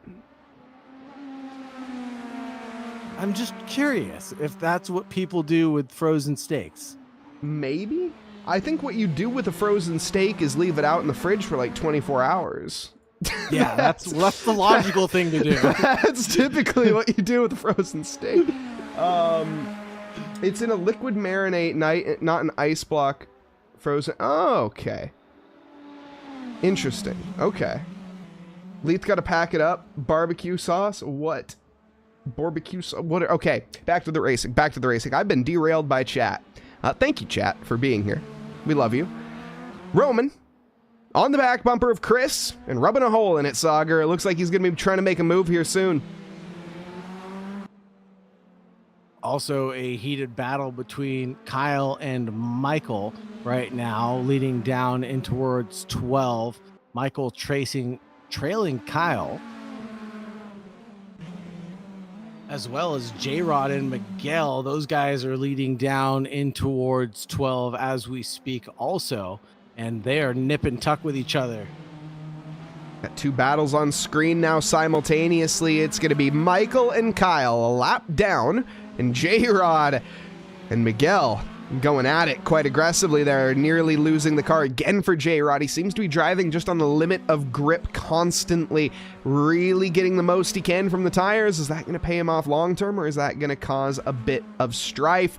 Either way, makes his way through the horseshoe and into the final few corners. The gap is a little bit insurmountable at this stage, although gets a pretty decent exit despite the snappy launch. Good run through the final corner. He's got a good line, but I think Miguel has it better, and that's going to be the position secured for Miguel for now. And J-Rod going to have to work a bit harder. Is he? He goes for the inside. Miguel leaves the door wide open, seemingly. J-Rod late on the brakes, though. Can he get it stopped in time? He can, but a brilliant decision being made from J-Rod, and Miguel sleeping at the wheel. Huge lockup for J-Rod, but a move that needed to get done sooner rather than later. He was a full second faster than Miguel on that previous lap, even behind Miguel, so he knew that he needed to get one done and dusted. Now he's got lap traffic in front of him that they have to contend with, and no blue flags waving in this endurance race, so the drivers just have to navigate the traffic pretty cleanly, and they do, in a blink of an eye, already get around him. Yeah, and nicely done there. Now I do want to keep an eye to see where did... Okay, the battle's done. Never mind. We're going to just call that one quits for right now. It seems Kyle has disappeared from Michael. So he'll be walking towards Andreas, who is a long ways away, unfortunately. A bit of a gap to be covered. Miguel trying to cover that to J-Rod. Now, the closest fight on track right now is for the lead of this race, although I wouldn't call it much of a fight. I don't think Roman, he's shown that he wants the position, but he's not going for it desperately. Now, they really can go at it. There's no need to hold back. They got 8.5 seconds over Ali, so just really Gloves can come off at this stage. Now, there's still an hour and 23 minutes. They don't want to end each other's race, Sauger, but they can kind of have a bit of fun right now if they want. Absolutely. They can throw their elbows out and have a little rub in his racing moment if they should want to. A little update. Kyle had a moment at turn 15, spun out, and he's driving the right way on track yet again, but that's really going to hurt his chances to make the top 5 here tonight. But Michael, he's got a chance again. That gap that was dropped, I think Michael must have had a mistake, and now I guess the favor being repaid. We'll take a look at Goofy, who is Leith. Leith currently 8th position, 2.3 seconds back from the OGs, and I think gaining a little bit. Now, do we know, are the OGs actually doing a driver swap in real life? I don't think I have confirmation from. I'm assuming they are, as I think they have in multiple other races before this. If so, oh, hold that thought. Roman to the outside now of turn 12, and it looks like, oh, he violently shoves Chris off the track there. That's going to be a definitely bit of rub in his racing, and well, Chris knows you race others as you were raced against, so as we get down to the nitty-gritty parts of the track, Chris back to the inside, or was that Roman giving that up for free? Honestly, I do not think so. This is an absolute war. That was a absolute humdinger of an attempt to overtake there from Roman, trying to get around Chris Lavelle, and he did a great job to try to keep it on the black stuff. But that hip check thrown out threw Chris for a little bit of a loop-de-loop, but he stayed in it. Unbelievable through the horseshoe section that he was able to just charge right back and get the position back. Leading down in towards turn 1, Roman tries to make a move to the inside line, sells the dummy, goes to the outside line, gives the big old squeeze to Chris, and we're going to go side by side into 2. No, I don't think so. Roman thinks better of it. Now we're at the onboard camera shot here, and we're just going to follow in single file line. Goofy getting passed by the OGs. Inverse that. The OGs getting passed by Goofy. The battle for 7th and 8th is still spicy as well. Yeah, down here we have Leith in the mix right now with the OGs, and the OGs, by the way, are not driver swapping, so it is just going to be the OG, not plural, in this case. Max, big thank you for all the information as well. I'm assuming from Kansas City. Let me know. Let us know where you guys are from, who you're cheering on here. Is it Kansas City? Is it Tustin, Pasadena, or the new Phoenix location? Of course, Phoenix popping off already and showing their dominance here. We had a leader from them briefly, but now we get to see Chris back on top. Roman alongside Ollie in 3rd, Lee 4th place, J-Rod in 5th, Miguel 6th, Goofy or Leith in P7, the OGs in 8th, although that could change pretty quickly. Andreas 9th, Kyle 10th, Michael 11th, Goober, aka Corey,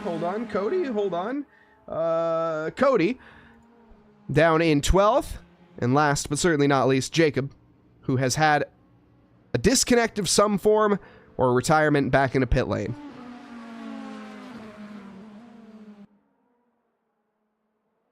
Just taking a look at my pit stop list right now and trying to extrapolate the who's doing what and when we'll expect to see the next drivers in.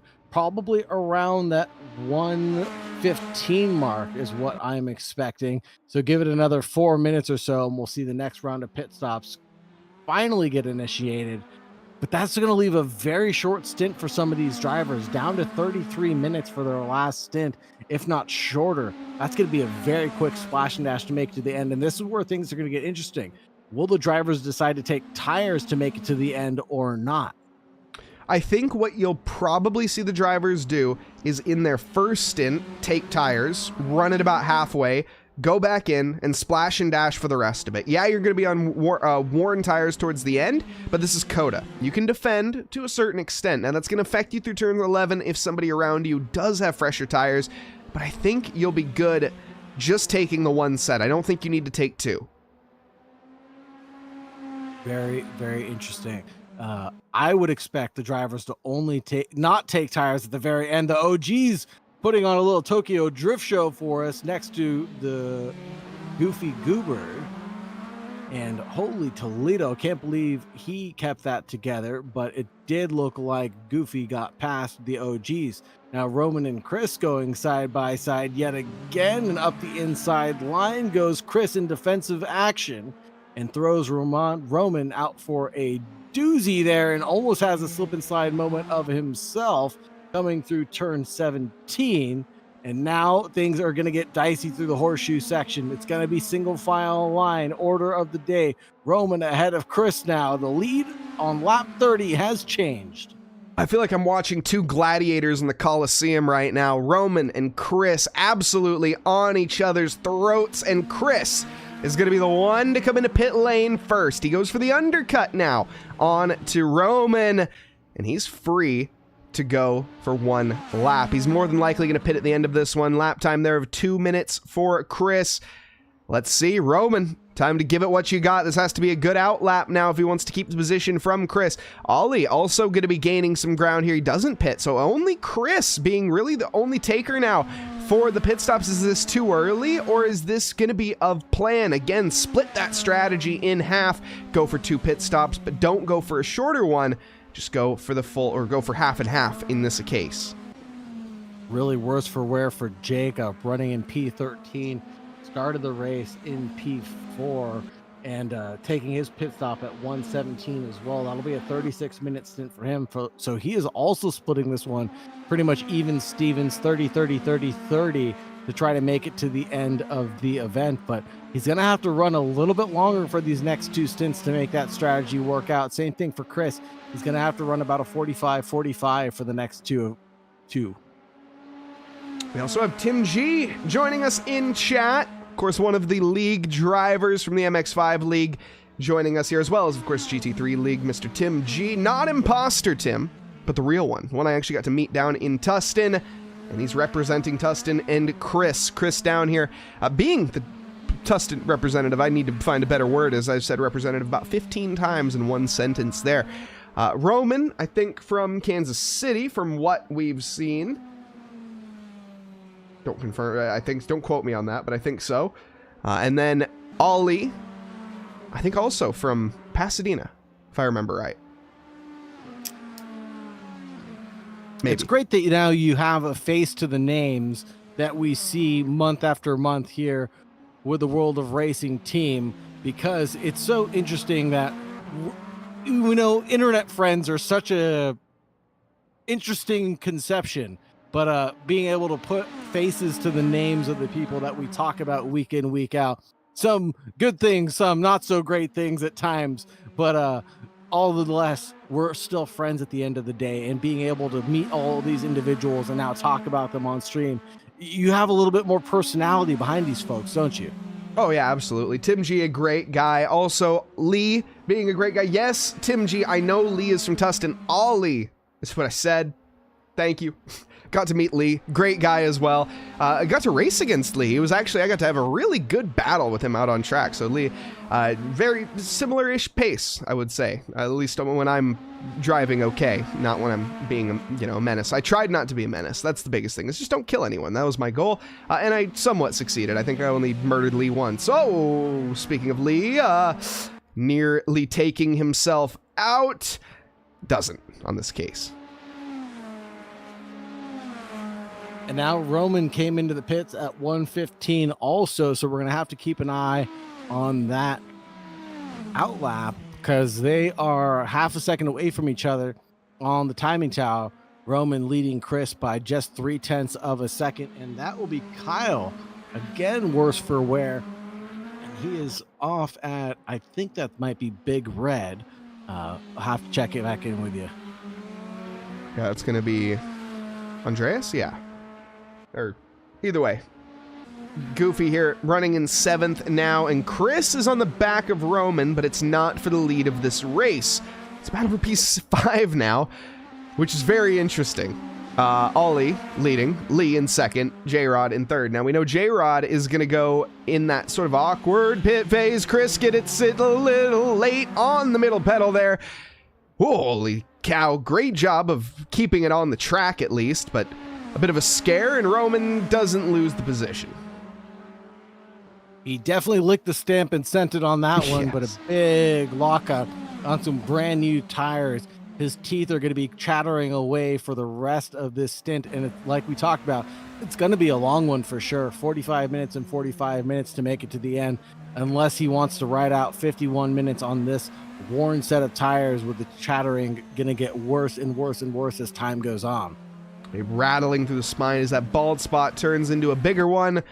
And we see a position change. That's Ali. He's into pit lane here, so we're going to probably put on a fresh set of boots and get back out on circuit and then fit. Oh, and that was Roman. No, who was that? I don't know who that was. Either way, that was Goober. Okay, there we go. Making a little bit of a mistake, running deep.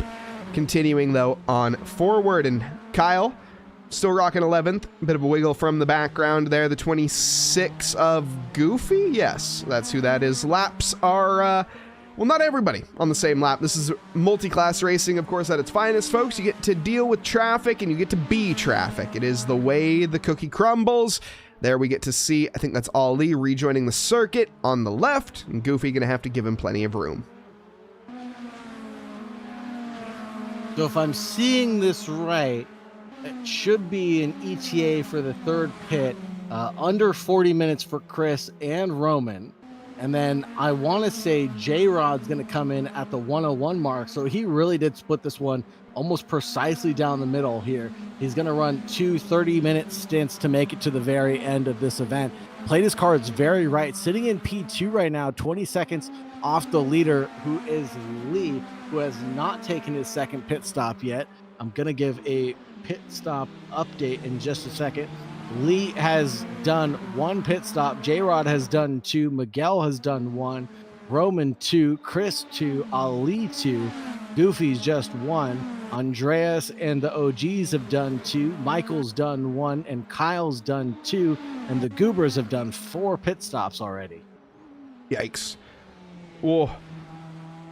Keeping it on circuit being a bit of a challenge there, but hey, again, this is how you learn. This is endurance racing, folks. The only way that you get better at it is by doing it. So a great experience here for Cody. Yes, Cody, just checking. So Cody here, hats off to you, brother. Checkered flag is still a win, regardless of what position you come across it in. So great job here, keeping his heart in the fight. And Kyle, doing a great job as well, Michael. Seemingly their prospects of battle not quite over yet, I would say. 30 seconds ahead, though, for Michael, 16 seconds for Kyle. Don't want to call it insurmountable because anything can happen in motor racing, and it normally does. Chris and Roman, on the other hand, these two, you can't really separate them if you try. No, you really can't. These guys just about glued to each other at this point of the race. And I imagine this is going to last for another hour and 10 minutes of this event. Another pair of drivers that are awfully close on track are going to be lappers, actually. Excuse me. So disregard my previous statement. But J-Rod, I don't want to jinx him, Mike Noss, but he is doing so well right now. I didn't even see his second pit stop already.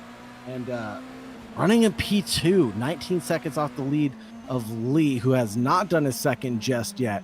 Pretty phenomenal run for him. Yeah, he's basically in the lead of this race. And I've kind of been saying that since his first stint, where he's a dark horse in this equation, but I picked him to be the favorite to win earlier on, and I still stand by it. I don't know if he's going to at this stage. I still think that it's maybe looking like second, but I just can't tell. I mean, Chris and Roman, they're battling out on track besides each other and wasting time. I think J-Rod has just sort of been forgotten about. And then when all pit stops are done and everybody takes a look at the timing charts and sees J-Rod 20 seconds ahead of Roman and Chris, I think that's when heads are starting to get scratched and say, what did we do wrong?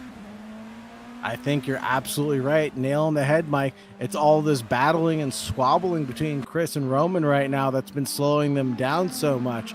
Their pace has been very, very good when running independently of each other, but when they're together, it's just like oil and water. They do not mix very well, and they've been slowing each other down quite a bit.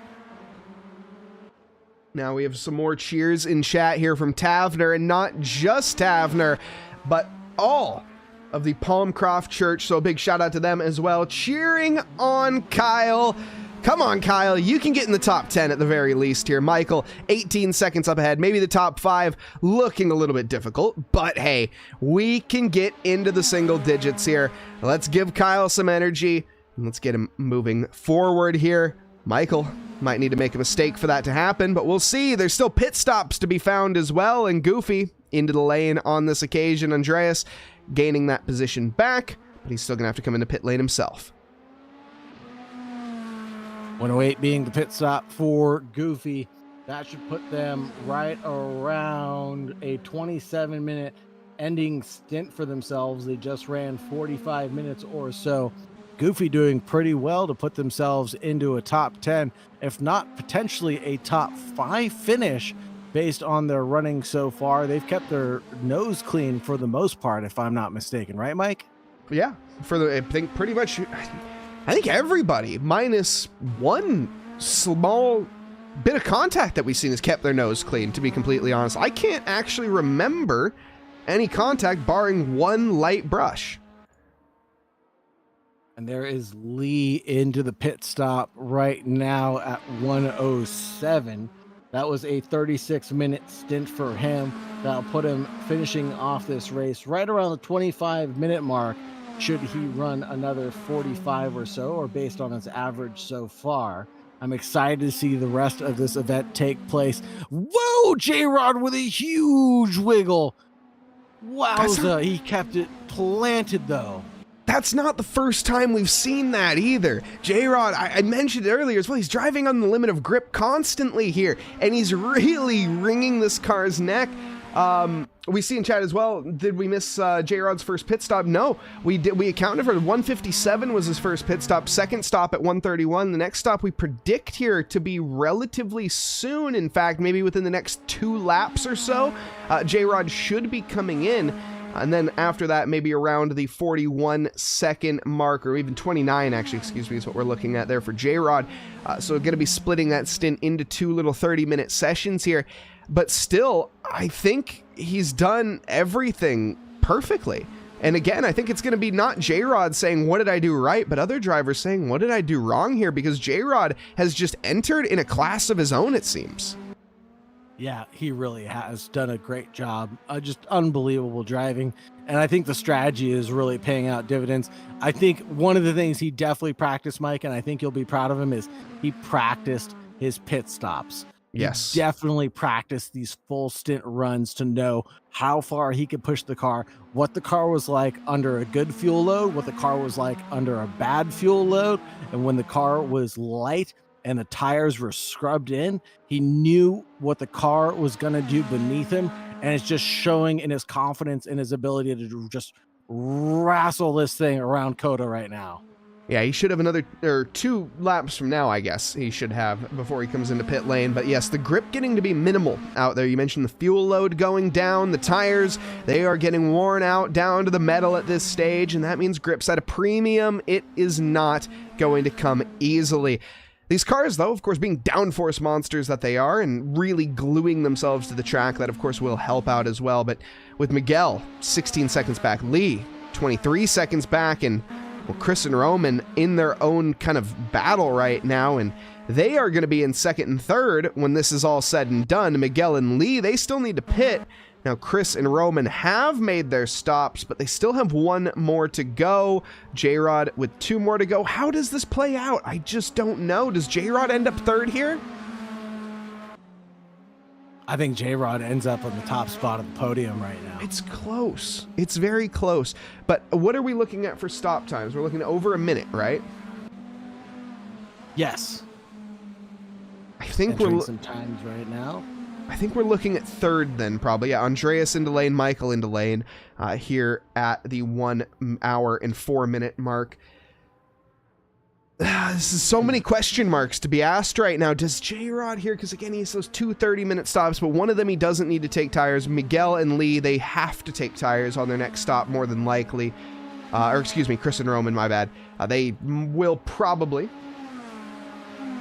Pit stop check if you can. Commentator Sagar, do you want to run us through the pit stops here real quick?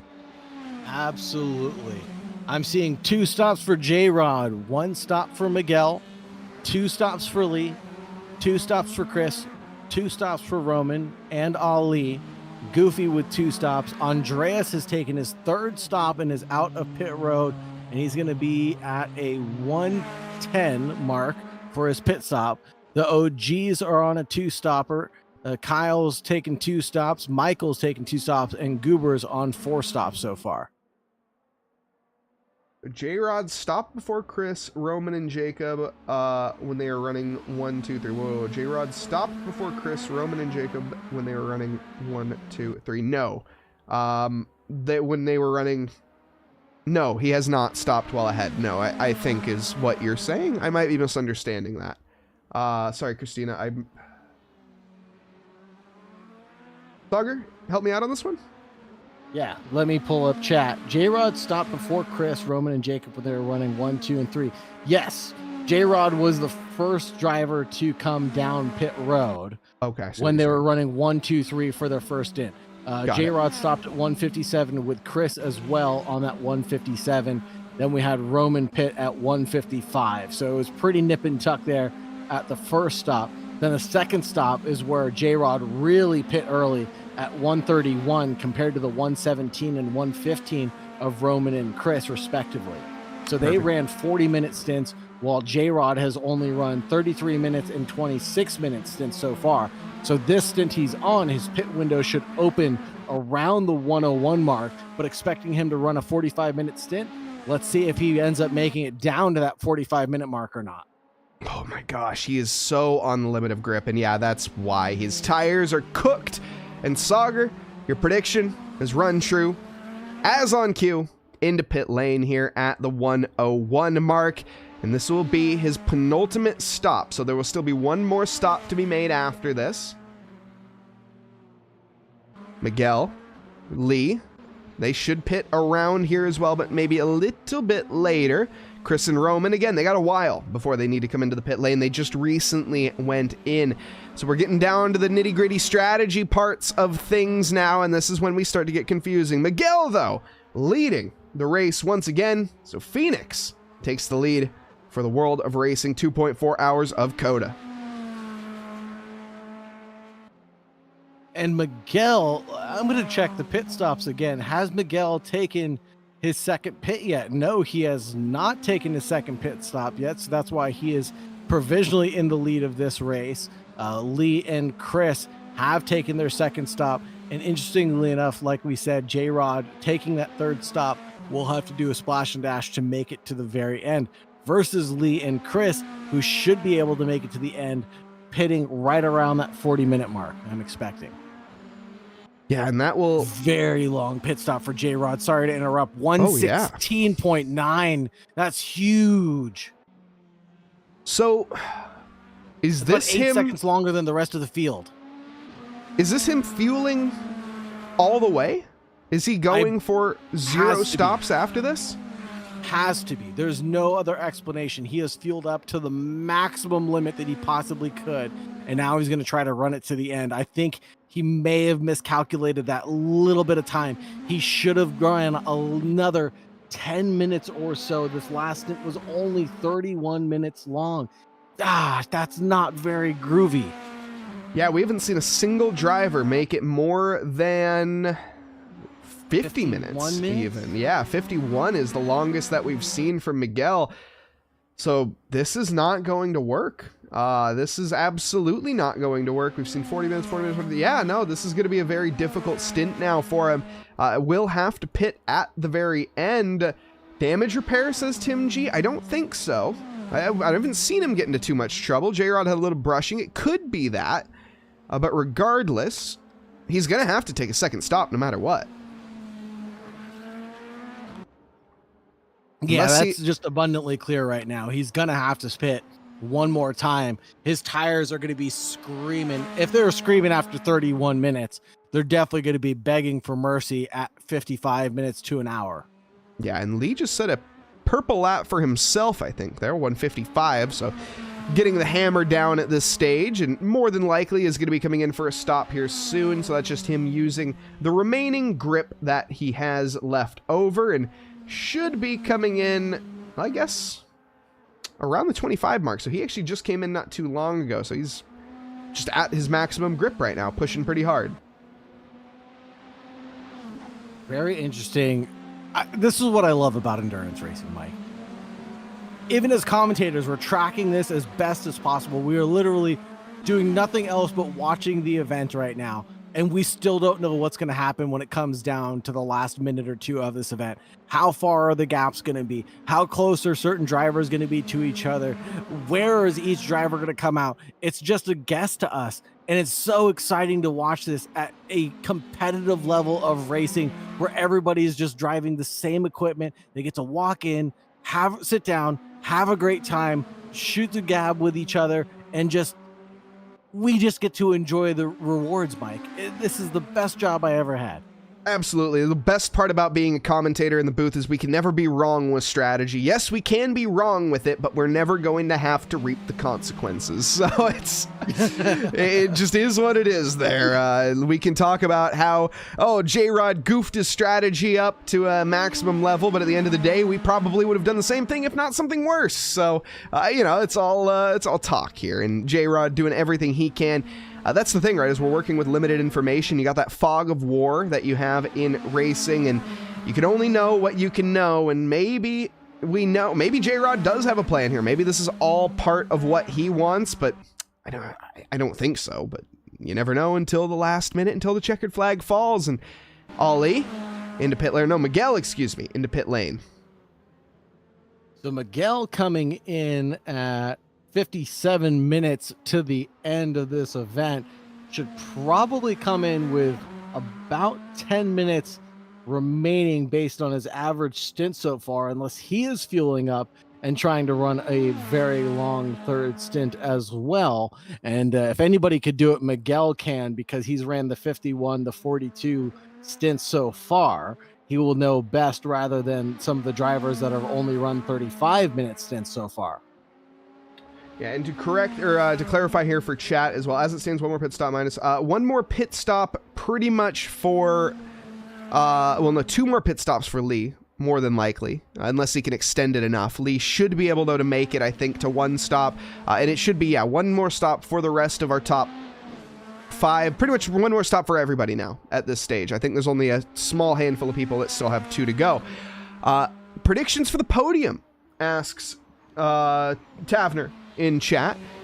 I definitely predict Chris, Roman, and J-Rod. Now, what order? I don't know. I want to say Miguel, Chris, Roman. Miguel's got a lot of work. I just think that him running these long stints so far is really going to just shoot him up the order here. Okay. I think during the next pit stop cycle, it'll really show. And interestingly we haven't seen the server admin message come up saying that there is a 3-stop mandatory. So potentially we might not see or have a required third pit stop. Can anybody clarify that for us from the World of Racing headquarters? We will send a message in Discord and frantically ask. But as we do that, round the final corner goes J-Rod. And to update everyone that is just joining us, we have Lee leading this race, who has to make a pit stop soon. Chris, no, he doesn't have to make a pit stop soon, but he will at some point. Lee leading, Chris in second, Roman in third, Ali fourth, J-Rod in fifth, Miguel sixth, Goofy down in seventh right now, the OGs in eighth, Andreas in ninth, Michael 10th, Kyle down in 11th, Goober in pit lane in 12th, and has been for a while, so hopefully we'll see him back out on the track. I'd like to see him take the checkered flag, as of course just taking the checkered flag is going to be a win. And confirmation, by the way, it is required for 3, so we will have to see everybody make a third stop. Yeah, this is going to be interesting getting down to the wire then.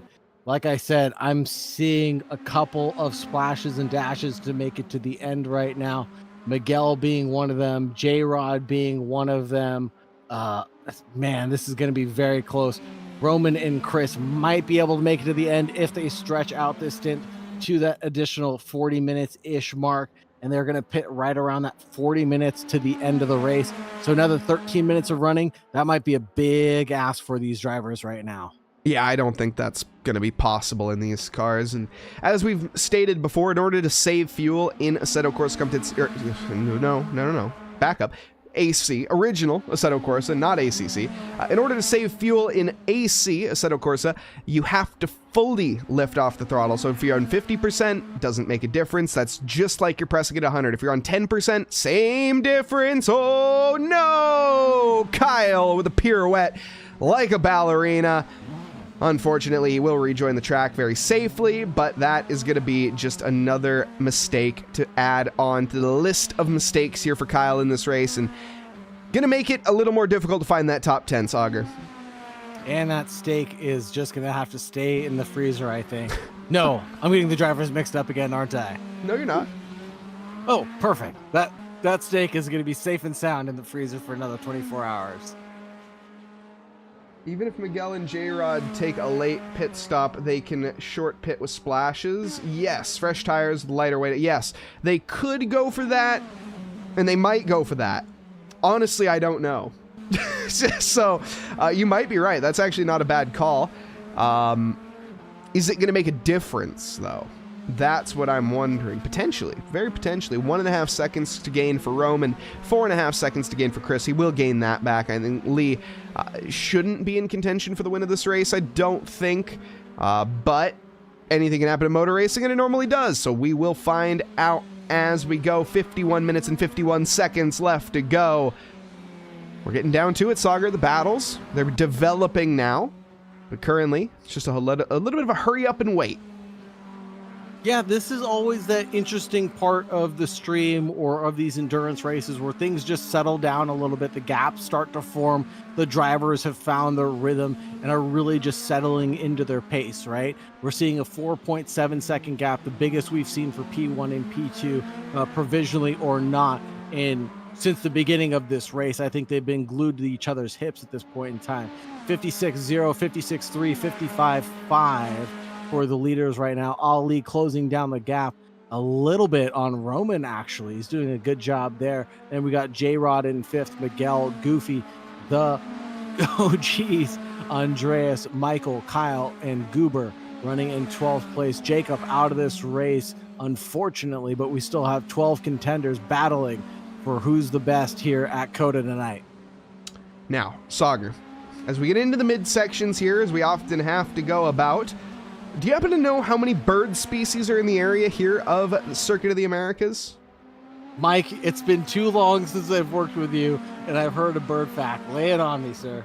Well, I'm glad you asked, because down here in Austin, Texas, for those that are inclined with motorsports as well as aviafauna, I'm happy to report that there are nearly 300 to 350 different species of birds, including but not limited to the ruby-throated hummingbird, the wood duck, the cedar waxwing, and the snowy egret. Now, those are just some birds that you can find in the area here. Austin, of course, being a very warm climate. What's the warm? What's the word? There's a word for it. I've forgotten what the word is. But providing a lot of migratory species a home here, of course. Now, throughout the years, you're going to find different stuff. There's also 200 species of trees that can be found here, including some live oak, some post oak, some Texas pecan, some black walnut, and some bald cypress. Super interesting stuff, Mike. Thank you very much for providing us with the aviafauna and the arbor fauna? Question mark? Just be the fauna. Wouldn't Just it? the fauna. Right? I'm a fan of the fauna. I love trees. Being in the Pacific Northwest, obviously, we have the redwood trees surrounding where we live, and it's just gorgeous up here. But did you know that COTA is home of Formula One, MotoGP, NASCAR, IMSA, and endurance racing events? It is the first MotoGP track in America since 2008, hosting its first MotoGP race in 2013, making it the first U.S. circuit for MotoGP since Laguna Seca in Indianapolis. Sorry, I don't mean to be a bear, but I don't think this track existed in 2008. No, first American MotoGP track since 2008 where they ran I at Laguna Seca understand. in Indianapolis. Got it. I understand now. My bad. I understand. Okay. I just misread that. Got it. Yeah. That's interesting. All good. I may have said that wrong. No, I think you did. I think I just misunderstood it. But no, that's very interesting as well. Of course, NASCAR riding here as well. The first ever race. Oh, hold that thought. Roman and Chris side by side now. Down towards turn 12. No, Goober's disconnected. What happened there? I hope everything's all good. Hopefully they get back in the race. I know they had that pit stop for a while. And it seems that it has ended up with a DNF. Roman, though, up in a P2. Chris loses the ground now. And the shoe being on the other foot. Ali, 8/10 behind as well. So development now, three-way fight for third position and still a pit stop to come. But as we were saying, of course, first race here being held in 2012 for the Ferrari Challenge, but NASCAR racing here and the NASCAR Truck Series in particular racing here is an absolute hoot of a time. MotoGP, of course, being one of my favorite series to watch. This is like a survival server. For anyone curious when it comes to that, I wouldn't call it a racetrack. It's a survival track in MotoGP, and my goodness, is it entertaining to watch. Yeah, especially once they fix the bumps here for MotoGP. A lot of the drivers were complaining down this front straightaway that the bumps were too aggressive and not really conductive to the racing that they were trying to look for. So the resurfacing that needed to take place back in 2023, Mike, correct me if I'm wrong, but the resurfacing, Marc Marquez just plain out said the track is phenomenal now and he loves to come back to COTA. It might have been 22 or 3. Yeah, I can't remember the exact year, but I think 22 because the layout that we use is from I can't remember either way. Yeah, it's a great track. I absolutely love it. I know, again, it's not everybody's favorite, but that's because it's difficult, and people don't like difficult things anymore, which is really sad.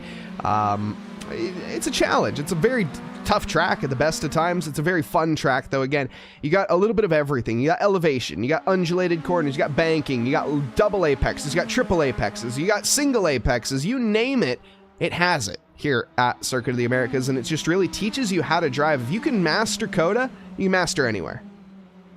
Pretty much, like you said earlier in the broadcast, Mike, it models itself after a lot of European tracks. I can think of a few off the top of my head that just really reign true with some of these double apexes. Jerez being one of them,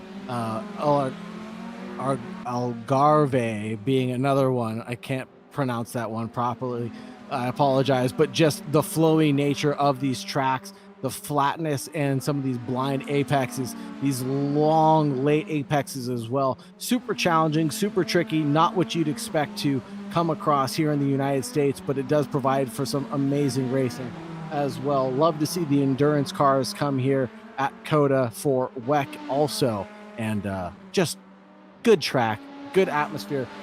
The venue can accommodate over 120,000 spectators, making it one of the largest racetracks in the U.S., and they fill these grandstands for every single one of their events, NASCAR included, coming here for the NASCAR Cup Series race in 2021 and every year since.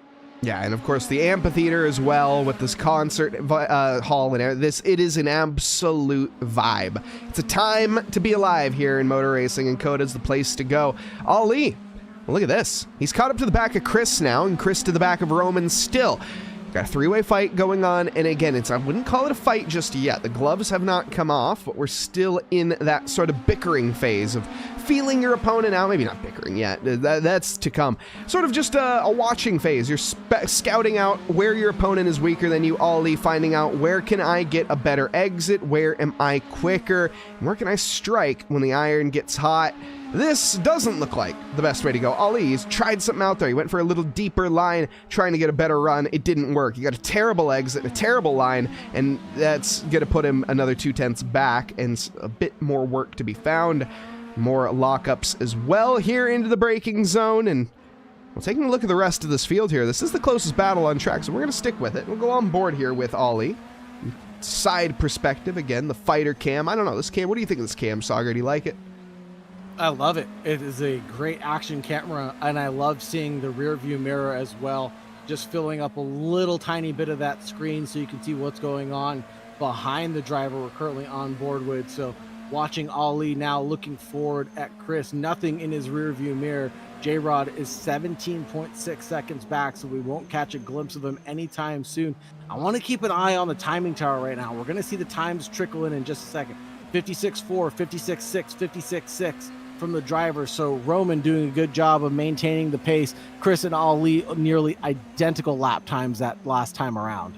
Yeah, and this is going to stay this way, I suspect. It's just a train mentality right now, and I don't see Ali getting too aggressive. I don't see Chris getting too aggressive, although Chris is not really doing the best job of keeping up with Roman. He needs to. If he wants to keep up here, he needs that slipstream. If not, he's going to be a sitting duck to Ali, who's just going to absolutely mug him on turns 11 through to 12. Little snap there for Ali, but nothing to worry about. He keeps on down the hill now, and this is going to be the best chance as we get into it. Ali a little too far away, though, on this occasion. He needs to be within that 3/10 window if he wants to get the job done, but as that slipstream gets further and further away from Chris, the job gets easier and easier every time, but not when you get exits like that. You know what? He doesn't even need to make this happen on track. He can just do it in the pit stop cycle, because what are we at? 42 minutes. The clock is ticking down, but the pit stop window has opened for these trio of drivers right now, and he is as close as ever, glued to that rear bumper. Two cars looking as if they are one. Ali looking to that inside line on Chris. Couldn't make it happen there. Couldn't get enough overlap to demand the real estate that he expected going down in towards 17, but now we're headed down into the horseshoe section. He's still close as ever. Will this be an attempt going down in towards turn 1? I don't think he's close enough to make anything work out after the horseshoe. He is on the racing line, though, and that was a little bit wide from Chris.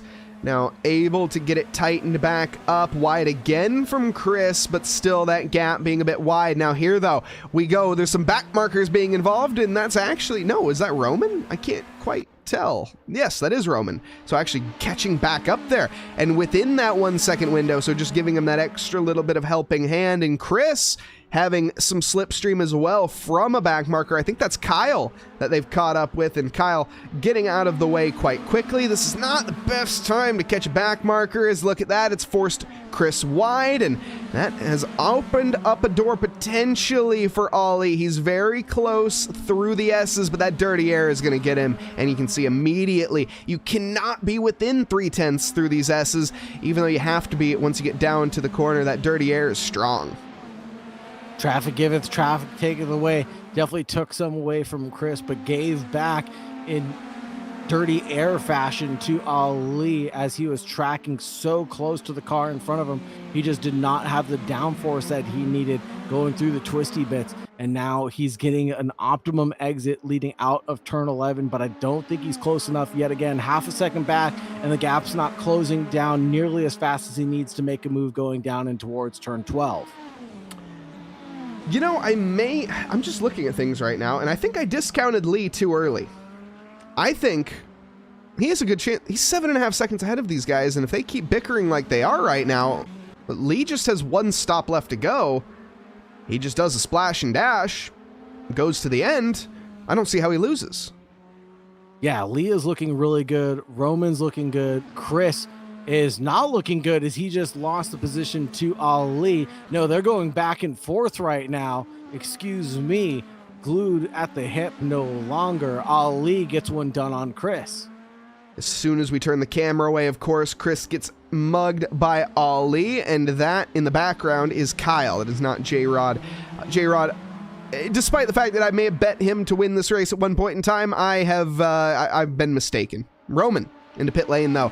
This is going to be his final stop of the night. He goes for it early, so going to get new tires, new fuel, and use the most that he possibly can. I think the strategy is good. Question is it worth it? Do you go for the tires or not? Are you going to gain that time back that you lose? I don't think it's smart to go. Well, I think he has to go for tires now. I think he definitely has to go for tires. He's running a 39-minute stint. That's basically in line with his previous, a 35 and a 40. He's going to have to take tires. We're going to expect to see him come out right around a 108 pit stop.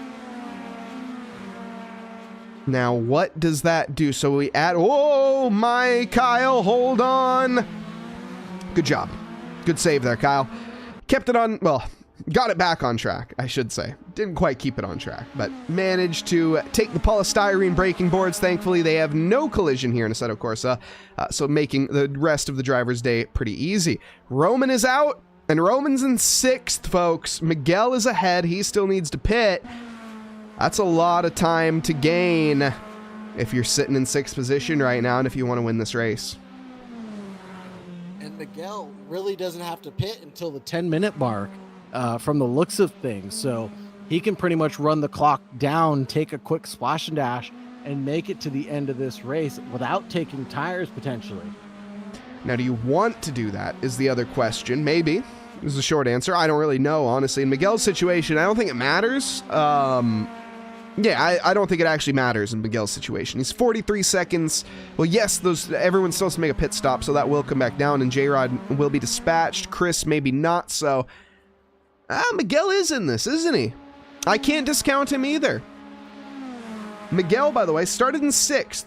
J-Rod started in 7th. Lee started in 3rd. Roman started this in pole position. Chris 2nd. Jacob in 4th. Ollie in 5th. Miguel, again, 6th there. But how does this play out? I'm scratching my head, I think, just as much as everybody at home.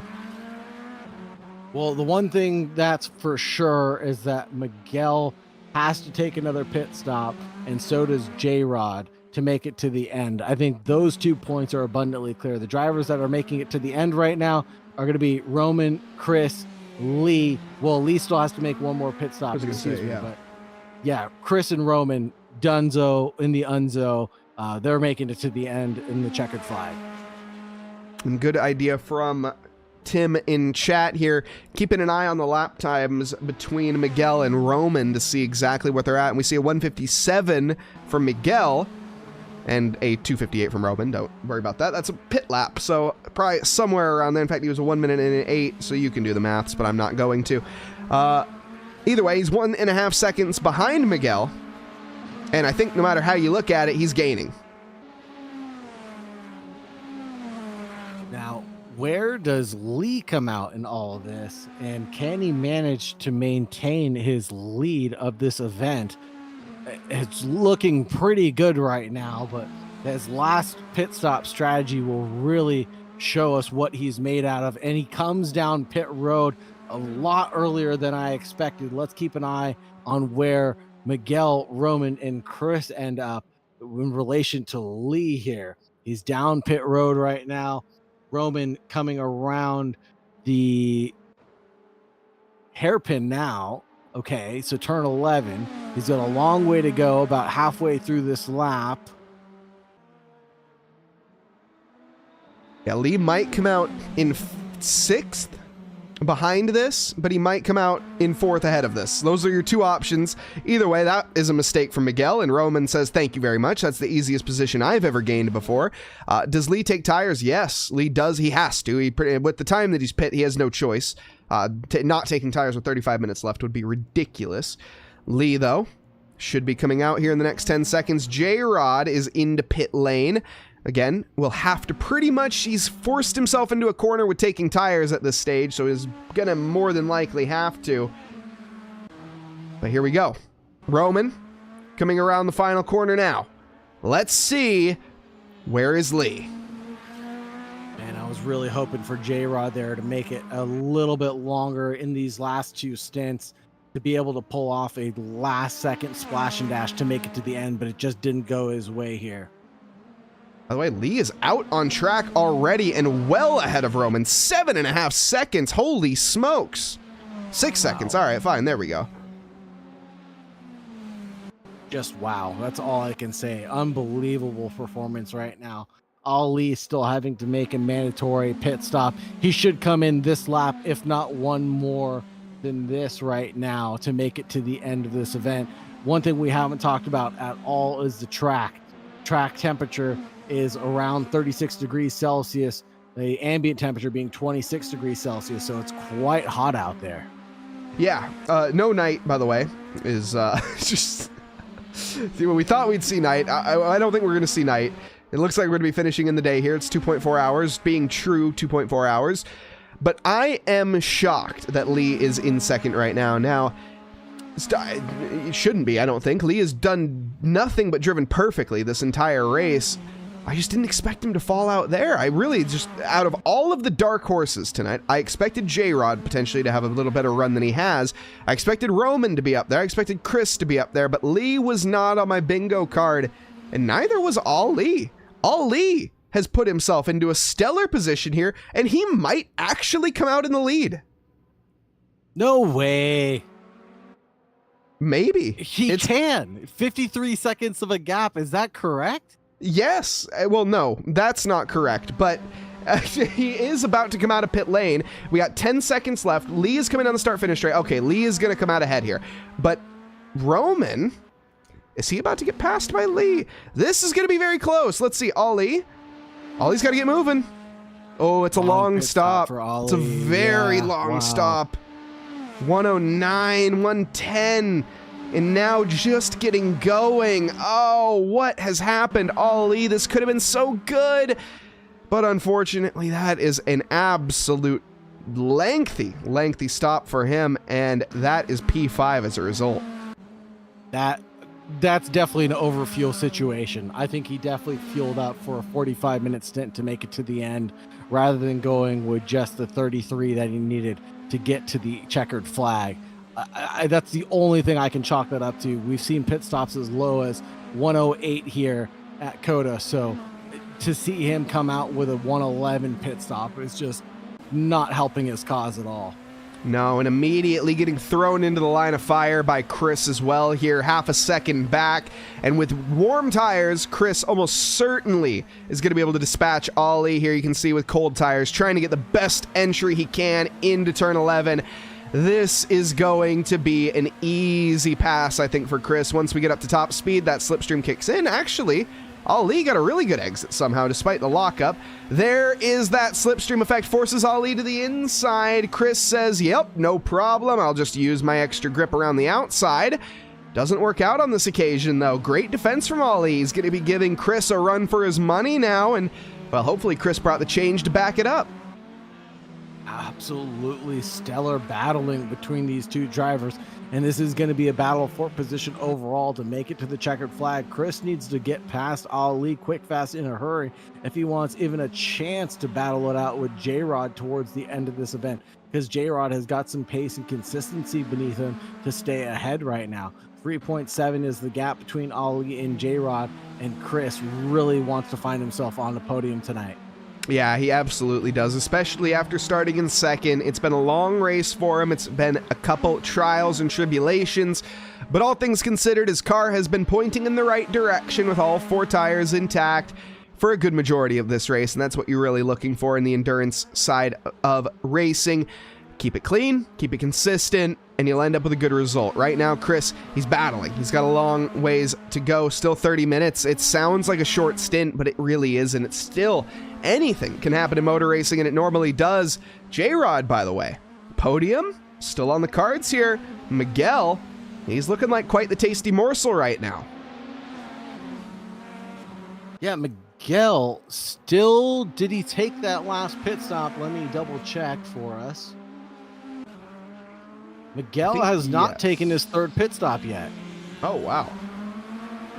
So Miguel's still out there looking like he will go for a splash and dash towards the end. He started in P6 and hopefully will not end up any lower than that right now. Yeah, 2 pit stop to his name right now. And J-Rod down to the inside, getting the move on to Miguel. Miguel wide onto the rumble strips, and J-Rod's going to take all the track and walk away with that one. Nicely done from the number 2. 29. Not really much they could do. You mentioned the fact they're on old rubber. They're on old set. There's really not much fuel left, which would be an advantage in theory, but not going to help when you have no grip under your tires. Needed to come in for a new set of boots to get down to the end. J-Rod has pit, keep that in mind, but he pit earlier than everybody else, so his tires will fall off compared to Roman, compared to Miguel. Well, no, not Miguel. Compared to Ali, though, because Ali, of course, just came into pit lane with a very long stop, so potentially too much fuel on board for the 28. So battles are still in the cards here, and the bottom step of the podium, I would say, is not sealed up by any stretch of this imagination. Oh, absolutely not sealed up. This is still anybody's ball game. We still have Chris battling with Ali chasing down Miguel right now. And then J-Rod still is a tasty morsel for everybody to try to get a nibble of, with 28 remaining left on the clock. And down to the wire, folks, again at home. Big thank you to everyone that is joining us. I hope everyone's having a lovely evening, afternoon, or morning, wherever you are in this fine world. We thank you for tuning in here at World of Racing. Whether you're watching the VOD later, whether you're watching it live, if you do hit that like, that subscribe button, it does mean a lot. We thank you all for joining us here. And of course, thank you to all the drivers that are watching this one back later as well. Big shout out to everybody. Let's do a quick little run through of the order as we stand with just under 30 to go. Lee, despite what anybody I think had predicted, is leading this race here with 27 to go and looking like they will be taking the win, but now of course anything can still happen. Roman, second with 3.5 seconds to go to catch up to Lee. J-Rod third right now. Ali has just taken fourth, but looks like he's going to hand it right back to Miguel as Miguel and Ali decide who's going to be in fourth and who's going to be in fifth. We'll take a look at this battle for a little bit longer. I expect Miguel to pit soon. He's going to have to, at least here at some point, but Ali, for now, has dispatched. Behind that, Chris is waiting in bated breath for one of these two drivers to mess up so he can find the position. Andreas, a little bit further back in 7th, Goofy in 8th, the OGs in 9th, Michael 10th, and Kyle in pit lane for their final stop. I hope Kyle gets back out on track here, as they've been in pit lane for 9 minutes, and hopefully we do see them return. Yeah, making it to the checkered flag is the real win here tonight, regardless as if you're 4 laps down or a few laps down, whatever the cause may be. Just getting down to the wire, unless you're obviously physically fatigued, which is completely understandable. It is a grueling 2.5 hours of running for these drivers, and I wouldn't put it aside that it could be a personal preference to just sit this one out. If this is your first endurance event, starting off with 2 hours, oh man, that's a long run to go. Yes, absolutely. Drivers are going to be getting their money's worth here tonight, especially the ones, of course, that make that checkered flag. This is a physical track. This is an absolute sweat box, I guarantee. World of Racing, thankfully, has air conditioning and a very large center. So if you are looking to come down there, don't worry about the heat, folks, as it is taken care of. Chris putting the heat and the pressure onto his brakes, but a little bit too much, so he locks him up. Still gets the job done onto Miguel, though, so a nice overtake. Miguel, surprisingly, not fighting that back, and that might be because we have this long straight ahead of him. Immediately clapping back now to the inside. As soon as he pulls out of the slipstream, though, Chris just disappears down into the braking zone. Miguel, late, but needs to get it locked up, does so, and doesn't find the position back. Chris, nicely done. Very nicely done from Chris to get that position back, and this could be crucial for the podium. J-Rod, I think in chat someone was asking, Miguel and J-Rod still need to stop. Yes, I believe so. J-Rod and Miguel will both need to stop to make it to the end. I will confirm that in just a few moments. Yes. No, J-Rod did make his 4th stop, excuse me. Yes, but he made his 4th stop. Yeah. Okay, that's right. He did make his 4th stop. Yeah, because he came in at just around the window, slightly too long, but he has recovered from that. So, man, imagine what J-Rod could have done if he didn't make that extra stop. That's incredible. Yeah, he really could have been P1 or P2 if he didn't make that 4th extra stop, excuse me. Miguel, though, still needs to stop, and he's going to go for a splash and dash to try to make it to the end. Almost guaranteed, no tire change, I would imagine, because he can run till about the 10-minute mark before he needs fuel. Yeah, and there's no point in changing tires at this stage because it's going to take you longer to get your tires up to temp than it will to complete the race. So really just work on the set of boots that you have and hope that they stay intact. The one thing I love, by the way, about these RSS cars, you can see the brakes glowing as well, especially as they get down towards the end. You get to see the carbon ceramic brakes getting up to nearly 1,000 degrees centigrade and that being modeled quite well. Despite the fact that this is over a 10-year-old sim, it's still got great qualities. You can't knock it, can you? No, absolutely not. This is a great simulator, and it models things like tire wear, tire feel so well. The undulations and the grip overall feels so good. I remember driving my sim for the first time, and my shoulders rocking when I went over a bump, and I thought it was the most fun thing since sliced bread. It was so much fun and so exhilarating to feel, and I still get that same jittery feeling anytime I drive around tracks like COTA, Sonoma, Bathurst, anything with large elevation changes. It's just such a dramatic feeling that you don't get in any other video game that you play. No, Bathurst, I get a dramatic feeling from the wall a couple too many times, but that's neither here nor there. That's a skill issue, is what you'd call that. But either way, back to the racing at hand here. Chris, tackling COTA quite well so far. Now, of course, he did start in second, maybe a little bit quicker in quali than in race, but either way, still a podium on the cards. 2 seconds back from Ali, J-Rod 6 seconds, so 8 seconds away from a podium right now. Call it 9. Not impossible, but needs to really get it going. Now, the problem is, what do you have left?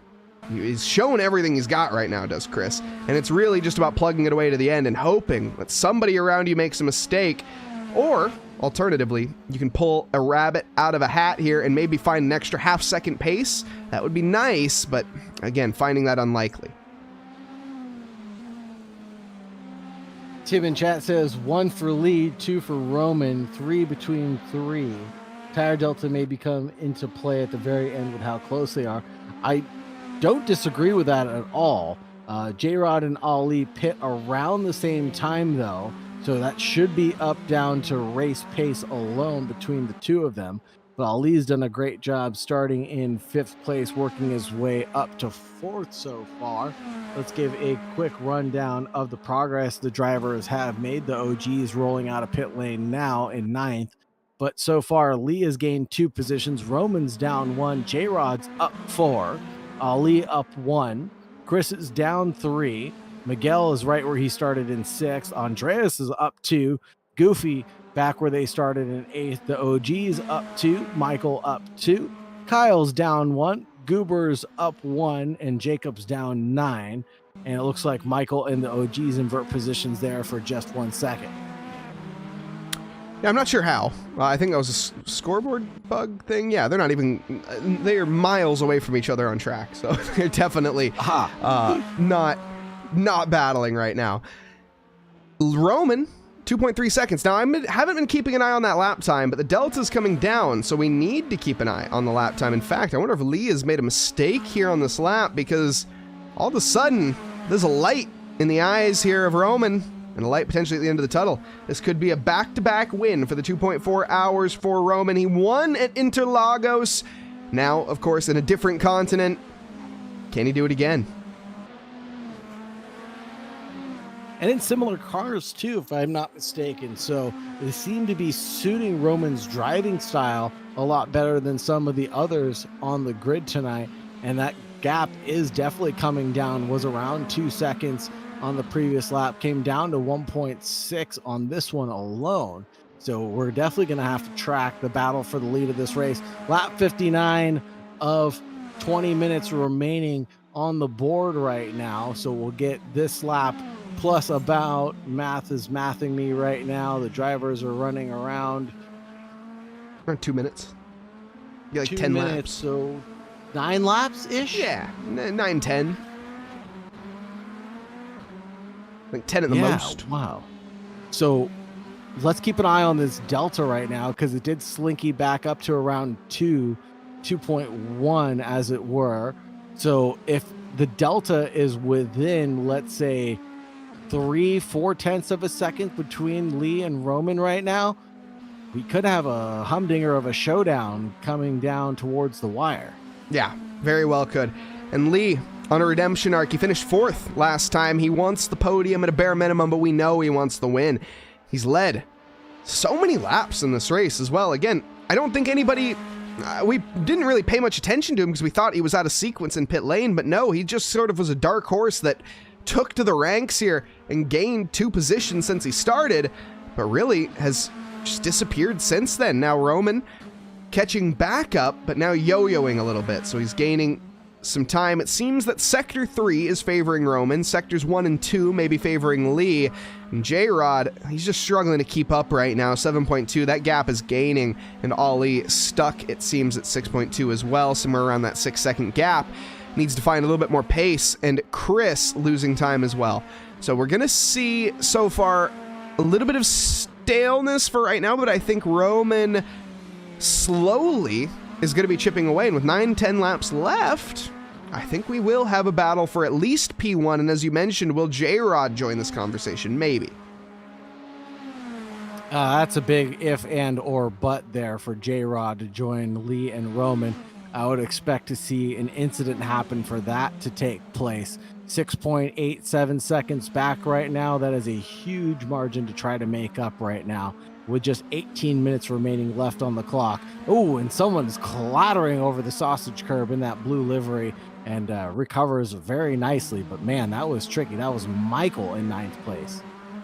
Good little save there, Michael. No real pressure from behind. The OGs is Miles in the background, and Kyle as well. So Michael just has to worry about Goofy, which is miles up the road from him. So in a bit of a lull for Michael, he's just going to be looking to find that checkered flag in the next 17 and a half minutes. Roman found a half second on this lap. Let's take a look at the lap times. Lee across 156.1 compared to a 55.8. That is a 0.3 difference. I'm not good enough at math to tell you if that's enough time. That's about what he needs to get glued to the rear end of Lee right now. So keep on making the progress that he is on lap after lap, and he'll be on for the win of this event. But that's only if Lee doesn't also pick up the pace towards the end of this event. Lap times still trickling in right now for the drivers, but the gap is coming down between the two at the front of the grid. And this is looking pretty spicy towards the last 16:45 remaining of this event. This is looking very good for a podium for Lee, Roman, and J-Rod. Who had that on their bingo card, Mike? Yeah, not me. I had 2 of those names on my bingo card, to be fair, but not Lee. Chris was the one that I had banking on, but he's down in 5th right now, and looking like that's where he's going to stay. Now, when it comes to COTA, and the way that this track is, of course, with Roman gaining massively into the braking zone, I think that's going to come down on the exit here. I think he's overcooked it, or he's just, Lee has broke way early. Wow, that's like a second he gained in one corner. Holy smokes. Lee needs to not have that happen again because this battle is now firmly on. What I was going to say is it's one thing to catch, it's another thing to overtake. And COTA being a track that there's a couple overtaking spots, but where there are overtaking spots, they're very good. Turns 11 and 12. Again, that long 0.73, 3/4 of a mile straight to get the job done. And more than likely, that's where Roman is going to be having his eyes on right now to get the job done on Lee. Man, this is just a nail biter getting down to the wire right now. 155.9, 159.0. Like you said, nearly a second gained in that one corner alone. And he will be in slipstream range within the next lap or two if things go Roman's way to get down to the wire. And things are definitely going down his way because the gap is now 1.3, 1.2 as we get to the twisty bits. He doesn't want to be too close to this sector, but he wants to be just close enough.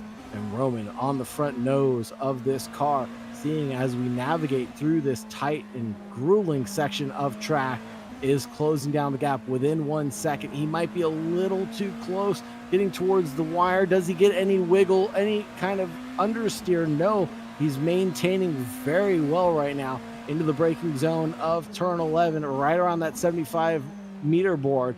We hit the brakes as hard as we can, and now it's going to be a drag towards turn 12, trying to wiggle off the slipstream from back door. Roman on the optimum line right now, Lee to the inside line, but he can't really do anything to stop the charge from Roman.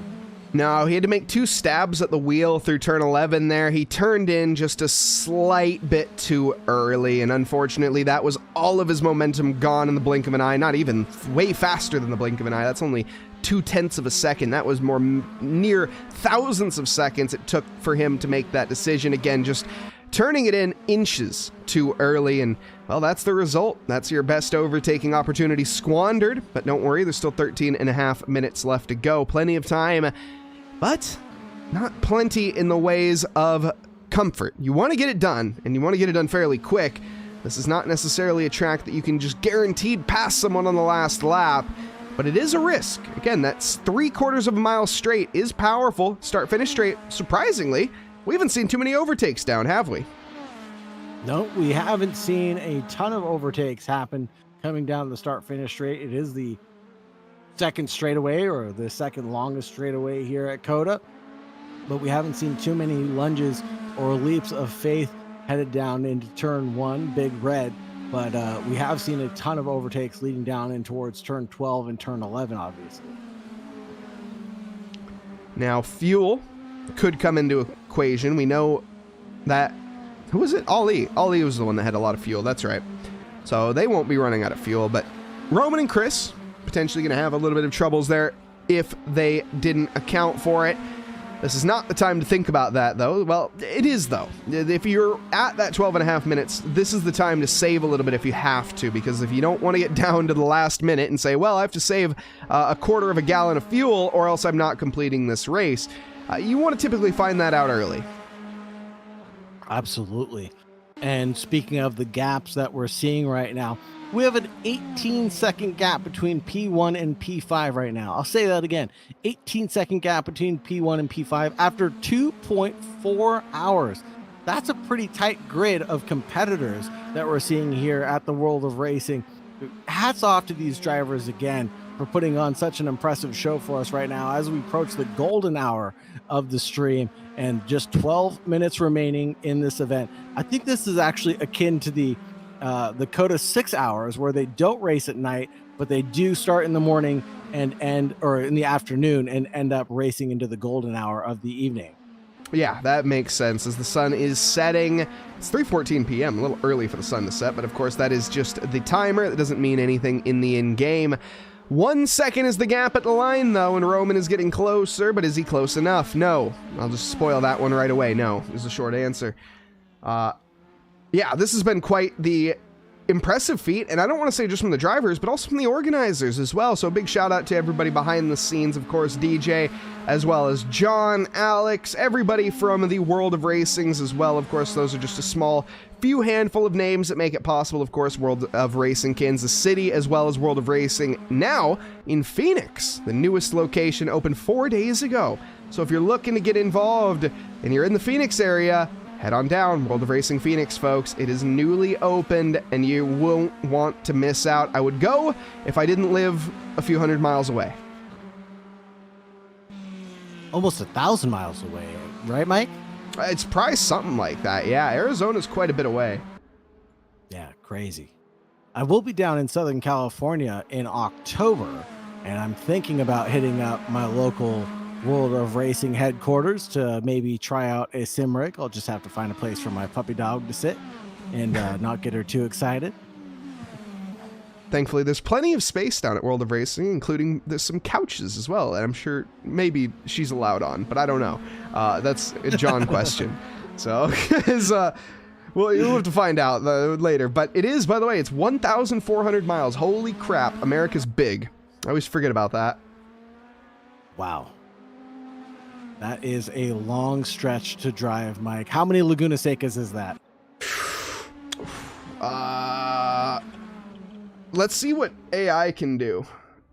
Let's see if I can go Seattle to Phoenix in Laguna Secas. Will that actually give me the answer that I want? No, is the short answer. No. It's giving me a route saying that I should go down the Oregon coast, go on I-5, potentially taking the scenic route now 101. No, I mean, like, okay. For anyone that's curious, you're going down 101, the scenic route and stuff. It's fun one time. It's fun one time until you get stuck behind a caravan doing like 10 miles an hour the entire time. And then you're like, oh yeah, the freeway is so much better. 70 miles an hour sounds so much nicer right about now, right? Yes, yes, absolutely. I mean, that's slow paced compared to what these guys are doing, but yeah, you definitely don't want that. But yeah, would recommend it. Oh gosh, I gotta sneeze. Checking out the leaders right now, Lee and Roman, glued at the hip. Under 1 second of a gap between the two drivers. Under 9 minutes remaining in this event. 1.2 Slinkies to 11 And now down to 12. Lee covering off that inside line a little bit early again. Doesn't want to give up any slipstream. Roman doesn't want to chase to get any of it either. Stays on the optimum line. Doesn't want to have any additional steering inputs given. But this is going to be a showdown, hoedown down in COTA for sure. The 25 trails the 26. J-Rod in third place. Ali in fourth. Chris in fifth. Miguel, Goofy, Andreas, Michael, the OGs, and then Kyle rounding out the 11 remaining drivers here with World of Racing. Also, thank you, Tim G. It is 634 laps. I am seeing 631.8 according to my AI response. But the question that I then have for the AI is, what are the lap times? Because that kind of like, I don't know, makes a huge difference. It doesn't actually tell me the lap times. It's just like, oh yeah, in this time you can do this many laps. Like, yeah, but what if I'm in a hypercar? What if I'm in No, it's just distance. It's just distance, Mike. It's X miles around Laguna Seca. Wow, I'm X dumb. miles to Phoenix. I am not that intelligent, am I? Okay. Are you okay today, Mike Voss? It's just like, I don't know why I didn't figure that out, actually. Anyways, battle's on. 3/10 for Roman here. Lee now going to be sweating like a cow in a burger joint as we get down here towards the exit of the S's. He's close. Roman is the distance that he needs to be right now, but he has to keep it for the next couple corners, and he needs to be closer as he goes down into the braking zone of 11. Is he close enough, though? Half a second back. 5/10 is the gap. This is the most important braking zone yet. Wide entry now for Roman. Tight entry for Lee. Is that going to be the difference now? Both are on the loud pedal at about the same time. Slipstream will be powerful. Lee stays to the outside, though. 6/10 is the gap. We've seen this be the gap before, and it's not going to be enough. This should be just enough for Roman to get to the back, but not enough to make a move. A dummy to the inside, but this time Lee is not going to fall for it. Man, this is getting really exciting down to the wire here. 6:30 remaining on the clock, just ticking away right now, and the gaps are coming down ever increasingly closer and closer between the two front runners of this pack. And I know things are quiet through the rest of the field, but again, just hats off to the amazing fortitude of these drivers to make it the 2.4 hours. We've still got 6 minutes remaining in this event. Lee Roman putting on a heck of a show for us, and I am just biting my nails, sitting at the edge of my seat, waiting to see what happens between these two guys. Yeah, Roman's not going to pull the trigger, I don't think, now. Maybe. He's gotten a really good exit, so if he finds the opportunity, he'll say, why the heck not? But I think his real best opportunity, again, turn 11 to 12, thought about the inside line there, goes back to the racing line just to chuck it in. This isn't going to gain much, or is it? Oh my goodness, a terrible line from Lee. Nearly, Roman sends it into the side panel. They're gonna make contact there as we go into the S's, and now Lee just ahead of Roman, and you can't go side by side here. You have to go nip and tuck, and Roman has to give it up in this case, but nearly taking not just himself out, but Lee with him. That would have been, well, again, I don't think anyone had that on their bingo cards.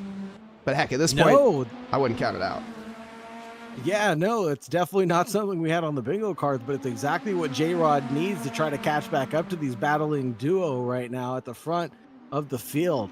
Is just waiting for a collision or incident to take place, but Roman and Lee just are heavy hitter contenders right now.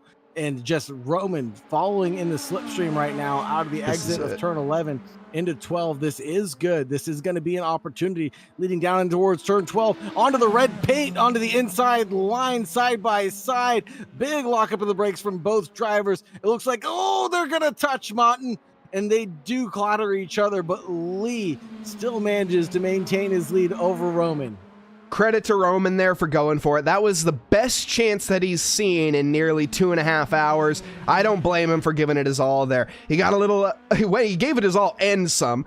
Both drivers missing their braking zones horrifically and nearly taking each other out once more. But this is racing, folks. Again, at the end of this, well, I was going to say at the end of this, they can go and shake each other's hands, but no, they can't, because Roman is in, is Roman in Kansas City? Yeah, Roman's in Kansas City, right?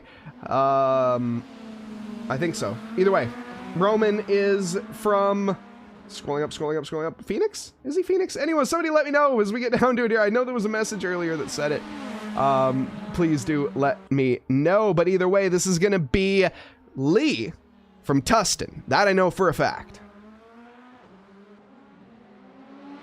Oh man, Lee from Tustin doing a good job of maintaining this gap right now. It's down to just 0.3 of a second, headed down in towards the Maggots and Beckett's X section of the racetrack, where Roman is quite strong in his Bear Motorsports car. The number 25 looking for an opportunity right now to pounce like a tiger, but he won't get it leading down in towards turn 11, as it looks like Lee is covering this one off pretty aptly. But now the exit the long way around the outside, trying to go for a switchback, is Roman right now. Will he get one done? Side by side they go all the way down the straightaway in towards turn 12. Does he have enough slipstream there? No, a little bit of rubber banding, and he loses out nearly a quarter of a second. But there goes Roman into the lead of the race. He can brake super late right now, force Lee to back out of it. And now they're going to have the positions finally inverted. Roman into P1, Lee into P2. And surely this is it. Surely this is the job done. Lee gonna be 0.4 back now. Does he still have the rubber required to catch back? We're gonna have one more lap at least. Are we gonna see a second lap? I don't think so. I think we're gonna have one more lap after this one. We'll see when we get to the line though. This is going to be it, folks. Lee is falling back. I think the tires have walked off a cliff at this point, and Lee is going to be kicking himself. He's done everything he can, but Roman, after one attempt, couldn't get it done, made it work on the second occasion. It's a wiggly exit for Lee. The grip is a luxury right now. He's struggling to find it, just as J-Rod does in the background, nearly Tokyo drifting his way through the final corner in that occasion. Great little save there from J-Rod, but Roman, I think he's done it. We get to the line. This is going to be the last lap, folks. White flag is out. Roman has a party lap to go here, and Lee, I don't think he's going to be able to do it. By the way, Roman is from Kansas City, so the battle between Kansas City and Tustin seems to be done, and it looks like KC is going to come out on top. Amazing last lap battle between Roman and Lee, and just trying time and time again to make that move stick. He did a phenomenal job going for that lunge in towards 12, and where they both locked up, went a little wide, they touched like gentlemen, and then parted ways there, and then got back together yet again for another beautiful move into towards 12. And now this will be decided here tonight with the final 55 seconds remaining on the clock. Like Mike said, the white flag is out. This will conclude our event here with the World of Racing. This has been a phenomenal endurance event. I love these 2.4 hours. They're always so entertaining and keep you on your toes, Mike. Absolutely, and this one in particular was quite special. There was battling from the word go. Really not a lull period at all. Roman from Kansas City, Kansas, folks, just has a few more corners left to go. Lee biting at his heels from Tustin. Doesn't seem like he has it in him. There's still one corner left, though, after this one, and it is potentially on, as the mistakes can happen. On cue? No, not quite. Roman through the final corner, easy on the loud pedal. Don't loop it there. And now, from Kansas City, Roman is going to take your victories after 2.4 hours of World of Racing. Lee from Tustin finishes in second. J-Rod from, I also think, Kansas City, Kansas, finishing in third. Ollie from Pasadena finishing in fourth. Chris from Kansas City finishing in fifth. Miguel from Phoenix finishing in sixth. I think we are actually getting an additional bonus lap, Mike Noss. What? I think they crossed just as the clock struck midnight. Did they? So we are getting an additional lap here. So the drivers that were trying to make it on fuel may be a little worse for wear right now. This spells another opportunity for Lee. He's 1.6 seconds back right now, but he's got lap traffic in front of him with, I believe that must be the OGs in front of them. Yeah, I think so. The green car, yeah, it looks to be. Well, whoops. My bad. That had to be close, though. Like, Really close, Oh. right? Milliseconds away, yeah. Okay, I swore they were okay, my bad, folks. We got one more lap. Now, it's not going to matter unless unless he messes up. I think Lee's tires are just gone at this point. I don't think there's any way of coming back from it. J-Rod, 12 seconds back. Something happened to him on the last lap. In fact, whoa, he's lost the position to Ali now. What's going on? Is he out of fuel? I wonder if oh, no. Oh, no. No. No, J-Rod. He's trying his best to save fuel right now. You can hear it in his car, but... No, J-Rod, my boy. J-Rod, you're not making it home from there, buddy. I hate to break it to you. Not making it home from there. Either way, folks, final corner now on this occasion. Roman from Kansas City gonna be taking the checkered flag for real this time and winning the 2.4 hours of World of Racing. Lee from Tustin finishes in second. Pasadena coming home in third with Ali at the helm. Then we have Chris in fourth. J-Rod gonna DNF. Oh, is this gonna work? I don't know if this is gonna work, but we're gonna find out. He's gonna try again. Miguel from Phoenix is going to sneak his way into the top 5 due to a mistake from J-Rod. One extra lap miscalculated, and that's going to be the difference. The OG is there finishing in 10th behind. He goes off to the side. What a race, though, Sauger. What a battle. And look at that, our top 2 finishers discussing next to each other there on track. If only they could do that in real life, but then some celebratory donuts for dessert. Beautiful pirouettes from both of the drivers, having a great time celebrating their P1, P2 status. Ali promoted up into third. Definitely did not have that on my bingo card tonight. Chris was at the tip of the spear to start this race off, down into 4th place. Then Miguel in 5th. J-Rod, heart goes out to my boy J-Rod. He went for the extra stop and still didn't have enough fuel to make it to the end. Goofy in 7th, Andreas in 8th. Michael in 9th, the OGs in 10th, and Kyle rounding out the 11 drivers that finished this endurance event tonight. Gotta respect the hustle from J-Rod. He gave it his all there to finish at the end, but unfortunately, that's a DNF. Let's head back to the host cams, folks. Welcome back. I hope everyone enjoyed that. What a battle, what a race, and what a way to end the night. Dramas, trials, battles. We had it in these 2.4 hours of racing. Oh. What happened? Uh-oh. We've lost Sauger.